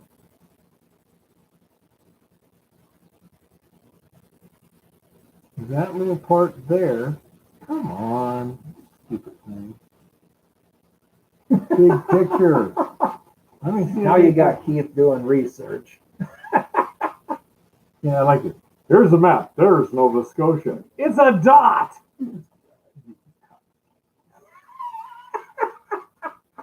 Just stupid. New Scotland. Okay, there we go. It's this little thingy over here. I think that's the Bay of Fundy right there. It's just Wow. past. Okay, it's that little thing sticking out there. So now let's go to Canadian Shield. Ooh. Extent of Canadian Shield. According to this, it's not Canadian Shield. That's right. According to Britannica, it says Britannica. Now, that's like Britain, and Canuckistan is from Britain. Now Terry says, oh, you're right, it's not. See, I was right. Kind of, sort of, you know. Statistically, it's bound to happen sometime.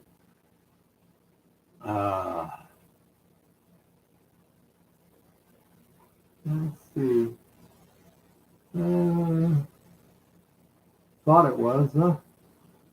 What does this do?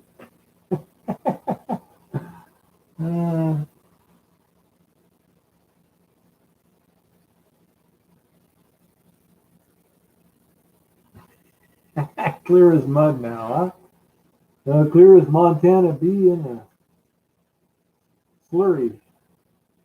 That's some nasty stuff. Damn Americans know more about Canuckistan than we do. My mother was a geography teacher and a geologist. Aha. That's why. Beat into me. I've been there. I've been there in New Brunswick, Ontario. Yep. Beautiful country. Beautiful.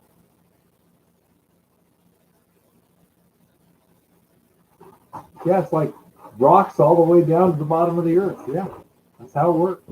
It's complicated.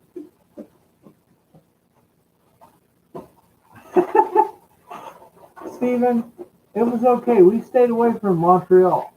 Okay, and this was years ago. This was roughly 1970, plus or minus a couple.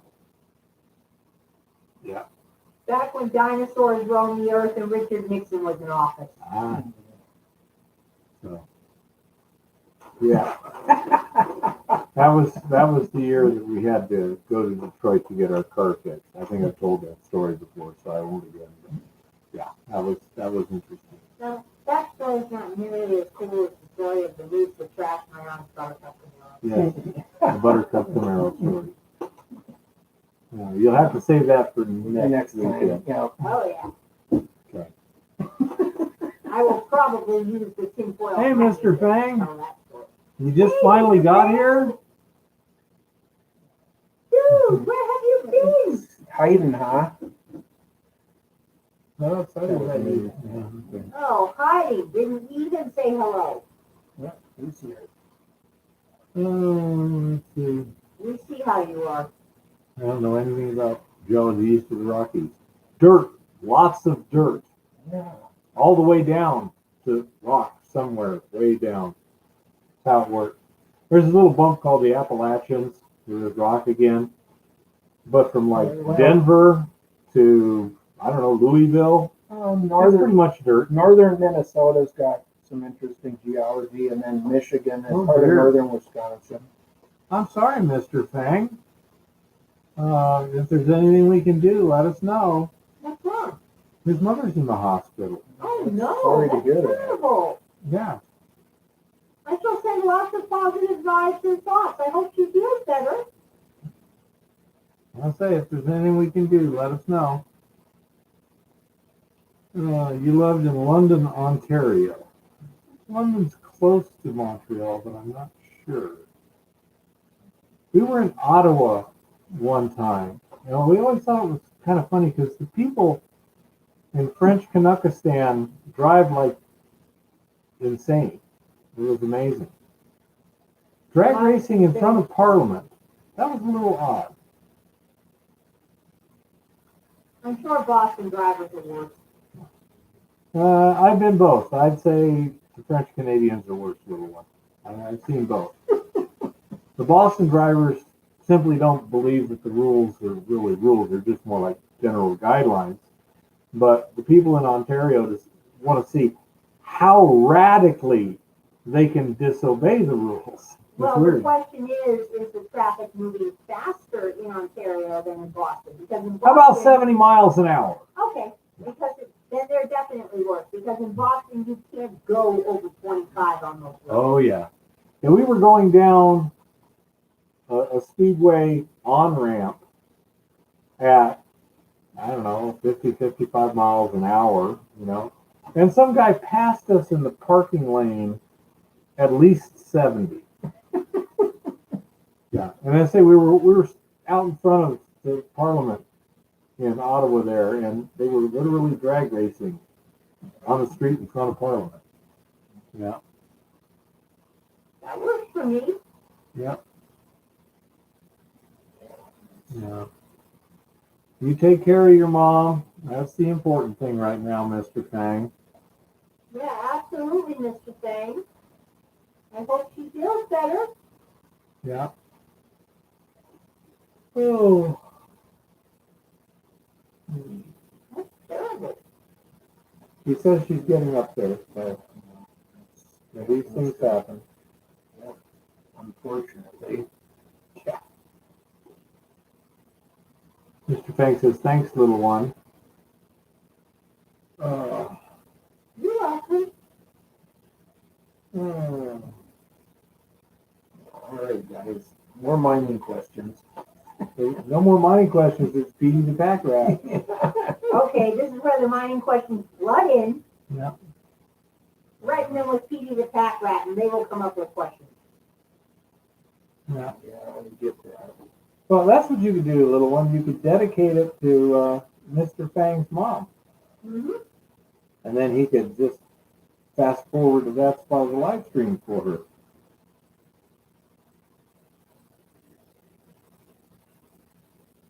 So, if you want to tell me your mom's first name, Mr. Fang, we can have Eva dedicate her reading of Pety the Packrat, which she wrote in 10 minutes, she says. And I believe it. You were sitting right there when I wrote it. I was driving right there, I believe. Oh, yeah. Well, when I wrote it in my head and told it to you, we were driving, and it was about 10 minutes. When I typed it out, it was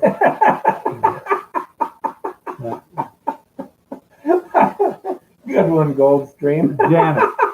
Janet, little one. Janet. Janet. Okay. Oil field geologists here. I don't know. I had a friend who was an oil field. They get paid good. I had a Whether friend, they're right or wrong, they get paid. I had a friend who was an oil field geophysicist in the 50s. He had some interesting stories. He'd been Africa, Yukon, all kinds of stuff. Get drug all over the world. Oh yeah, he had some wild stories. Watching the wreck drilling equipment. Oh no, it was usually not about wrecking drilling. It was more like transportation, the local customs, things roughnecks do to play around with local customs and options. Yeah.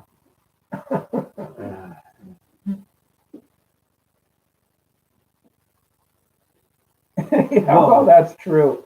But If Biden has way, there'll be no work. yeah, for him. right. Yeah. Y'all are running out The of government things to has say its already. say. Well, apparently so. It's a little one. It's We'll be back. 9:44.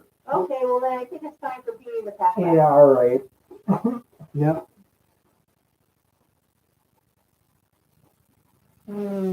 I do not have to be on camera for this. You don't? Well, I will sit here if you want me to, but I'm not going to be able to look at the camera. I need to leave. We'll get you. I can move it. Believe it or not, these like laptop things, they're actually movable. Well, that's just ridiculous there. You should not do that to me. Okay. Well, So this is Pety the Just a packrat. Wait a minute. Any final questions anywhere? Okay. Now, let's come on down here, Jim. Get in there. Argonaut has a question. See, I knew they'd come up with something to stop this. Or a fire dish with oxyacetylene torch will oxidize to high temp? Reasonably high temperatures, but yeah. Thank you, Mr. Fang. Yeah, the picture does look really good today. Anyhow, so we're gonna have to call it a night. But I'm going to be reading Pety the packrat, and this is for Mr. Fang's mother, Janet. Janet, we're really sorry to hear you're not feeling well, and we hope you're feeling better soon. So, a little backstory here. We were driving bebopping down the road in Flagstaff, Arizona, and Bear and I were discussing children's books because Howie writes children's books about wildlife, and I had, told him about that. So I mentioned to Bear that I had been thinking about Pety the packrat, and Bear was like, "What the hell is Pety the packrat?" And I said, "Okay, I'm going to tell you the story of Pety the packrat." So here we go. Pety the packrat's mysterious story. Pety the packrat lived a very good life in his cave. The cave was really an old gold mine, but Pety didn't know. To him, it had always been there, and it was a world of dark wonder. To get into Pety's cave, he climbed down the steep rock walls or down the strange trees that grew close together in the middle of the walls. He shared his cave with Ollie the owl and Bertie the bat, who had a very, very large family. All in all, it was a really good life. Because most scary animals couldn't get into the cave, Pety only had to worry about being eaten when he climbed out to eat. He had several large middens that he had built using lots of yummy plants, comfy padding for sleeping, and pieces of cactus to protect him from snakes. Snakes couldn't get down into the cave, of course, but Pety used the cactus anyway. It was a packrat thing to do. He was quite old for a packrat, being almost 3 human years old, and he thought he had seen it all. But one day, life got very strange. It was morning outside, and Pety knew this because the cave was very bright where normally it was dark. He started hearing strange sounds, and suddenly a long, skinny tail came tumbling down into the middle of his cave. At first, he thought it was a snake, but it was way too long and skinny for a snake, and it had no head. Pety moved to a place where he could see all the way to outside and waited. Then the strangest creature he had ever seen attached itself to the tail and began to wiggle down into Pety's cave. It was very big and long, and its back legs looked different from its front legs. It didn't seem to have fur or feathers or scales. It had a strange lump growing out of its back. And when it turned its head and looked down, it had a huge, shiny light like a tiny sun in the middle of its face. Well, Pety decided it would be a good idea to move back a little. Maybe move back a lot. After all, strange new creatures might be the type to beat Papa. So he moved further back into his tunnel but stayed where he could watch the roots of the 2 strange trees because the creature was only attached to the tail. It was actually climbing down the 2 trees, even faster than Pety could climb up them, using the branches that stretched between them. In due time, faster than Pety had thought possible, the creature reached the roots of the trees, and then things got even more mysterious. First, the creature took its funny, sparkly claw things off the tail. Then it began doing strange things with its front legs. And the lump on its back began moving, and it fell off. Then the creature dropped some other body parts. Yeah, dropping body parts. Pety was stunned. There was no blood.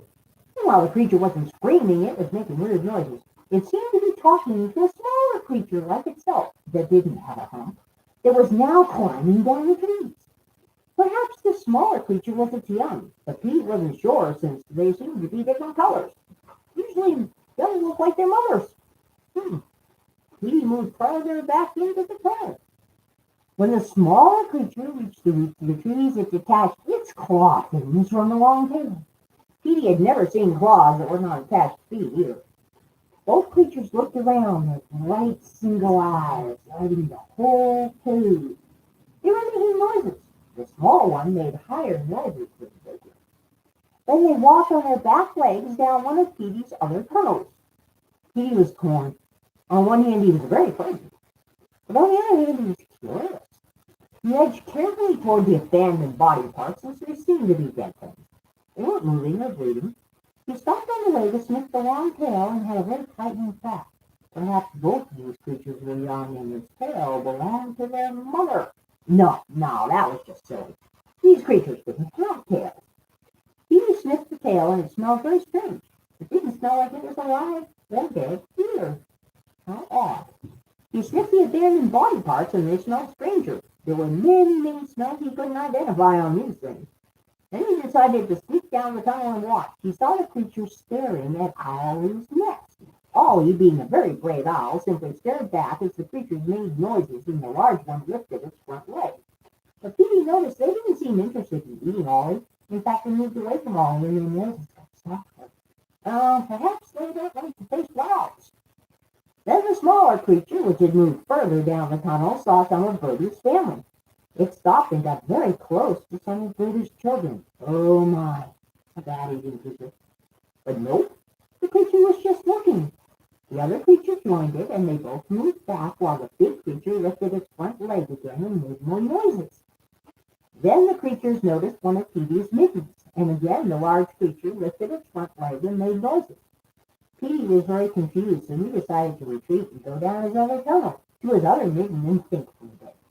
He was very careful as he moved past the pile of abandoned body parts. As these creatures were so strange, those things might not be dead. Maybe they are pigs. Petey stayed in his midden for what seemed like forever, listening to the strange noises and watching the light grow and fade as the creatures moved around. Then it happened. They came down his tunnel. Petey was trapped, and he saw the strangest thing of all. The large creature detached a few body parts from around its middle and started breaking off rocks on the walls of the cave. It made a lot of noises and looked at them very carefully, and then put them into another body part. Why? Did this creature build middens? Or so, why is these rocks? Does this creature eat rocks? Well, that would be very weird. He didn't know of anything that ate rocks. Without thinking, he moved closer, and the creature saw him. Petey froze. He was pretty sure this was a very, very bad thing. The creature's front leg rose, and it made noise. Petey decided he didn't want to get eaten this way. He was going to run as fast as he could, since he couldn't fight something so huge. The smaller creature had arrived as well, but both creatures were not trying to get closer, and they were making softer noises. Then they both moved against the wall and stood very, very still so Petey could get by. Petey was hesitant, but he edged closer and ran past them as fast as he could and went to another midden to think. Over the course of the day, he observed them several more times, taking rocks from different parts of his cave. And he sniffed the rocks carefully where they had been, and where the big creature marked its territory, too. He knew they saw him, but he noticed when they did, they made softer noises, and they didn't seem interested in eating him. Later in the day, they attached their claws to the tail again, like the body parts. The tail had never moved at all. They gathered up their body parts and climbed the trees, back to outside. Petey watched them leave and decided it was definitely the most mysterious day of his life. Petey wasn't the type of animal to question things normally, but he certainly had questions now. But at least these creatures apparently didn't eat owls, or bats, or packrats. They only ate rocks. And that is the story of Pety the packrat. In case you did not realize what we were talking about there, the tail was a rope. The detachable claws were our repelling equipment. The trees with the branches in between were the ladder on the mine shaft. And the mysterious creatures shedding body parts are human beings, because most people don't know this. But your average packrat only lives about 2.5 to 3 years. So in a mine like Montana B, if nobody's been up there for 2 or 3 years, the pack rats inside have never, ever seen a human being at all. Which is why when I was sitting in Montana Bee one day, minding my own business, a pack rat came wandering right up to me and reached out like this on my leg. Because they have no reason to be afraid. Yeah, we're trying desperately to figure out how to get the damn YouTube to take the other mic, because we keep telling it there's a USB mic. The computer can see it, and we say there it is. Use this, and it doesn't seem to figure it out. We've got it to do the USB camera, but not the mic yet. So YouTube can't figure out squat. Yeah. Ridiculous. that's it. But yes, we know the audio is bad, and I'm sorry about that. But we do what we can. You're welcome, Mr. Fang. I hope your mom likes it. Rat people. Yeah. We'll figure it out someday. But anyhow, And yes, I did write that in my head in 10 minutes while Bear was driving down the road. so when it comes to storytellers, she's much better than I am. Anyhow, what time are we coming by to pick me up in the morning? I don't know, 8 again or something. 8 again. Yeah. Let's go. I can come later. I don't want to go out there too early. I'm ripping into the yard. You want to do 9? That's fine. Yeah, because we don't have to get back. I don't think Wow. it's going to take us that. Everything should. I hope not. Terry says, great story, Eva. So, anyhow, we'll go ahead, and if anyone's got any more questions or anything, we'll go ahead and we'll get those. There's still 21 people watching, little one.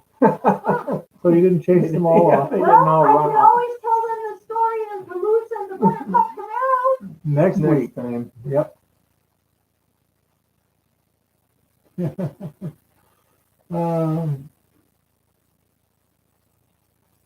Yeah, thanks for all being here again tonight, guys. And it was a lot of good questions tonight. That was fun.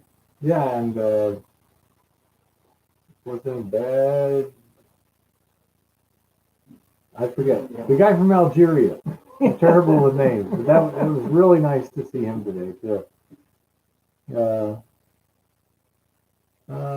Patrick says, thanks for the show, guys and gal. And good evening, miners. Doing good, all the content. Thank you. So anyhow, Thanks. Yeah. any more questions? If not, we're going to call it a night. Yeah. Sounds like everyone's gonna call it a night. Well, hope to see you all Monday, next Monday night again, if you can make it. Yeah. And I don't know what the subject will be yet, but we'll find one. It's asking if I want to save changes to Pety. Yes or no? No. I probably accidentally clicked something somewhere. Probably. Okay. So, thank you, Robert. So, we are now going to try and get some rest so that we can get back working on Jimmy's mill tomorrow. And, If any of you get in the field, good luck. Hope you find something. yep. You take care, Ed. Yeah. But we should, I'll probably be in the field a couple days this week. Just got to get a couple other things figured out and lined up. So, should be a good fill in between what we can do on the mill now, and then I have to start next week. Night Goldstream, Night Argonaut, David, Robert, all Everybody, all of you, thank you for being here. Everybody. And we'll see you next week. No.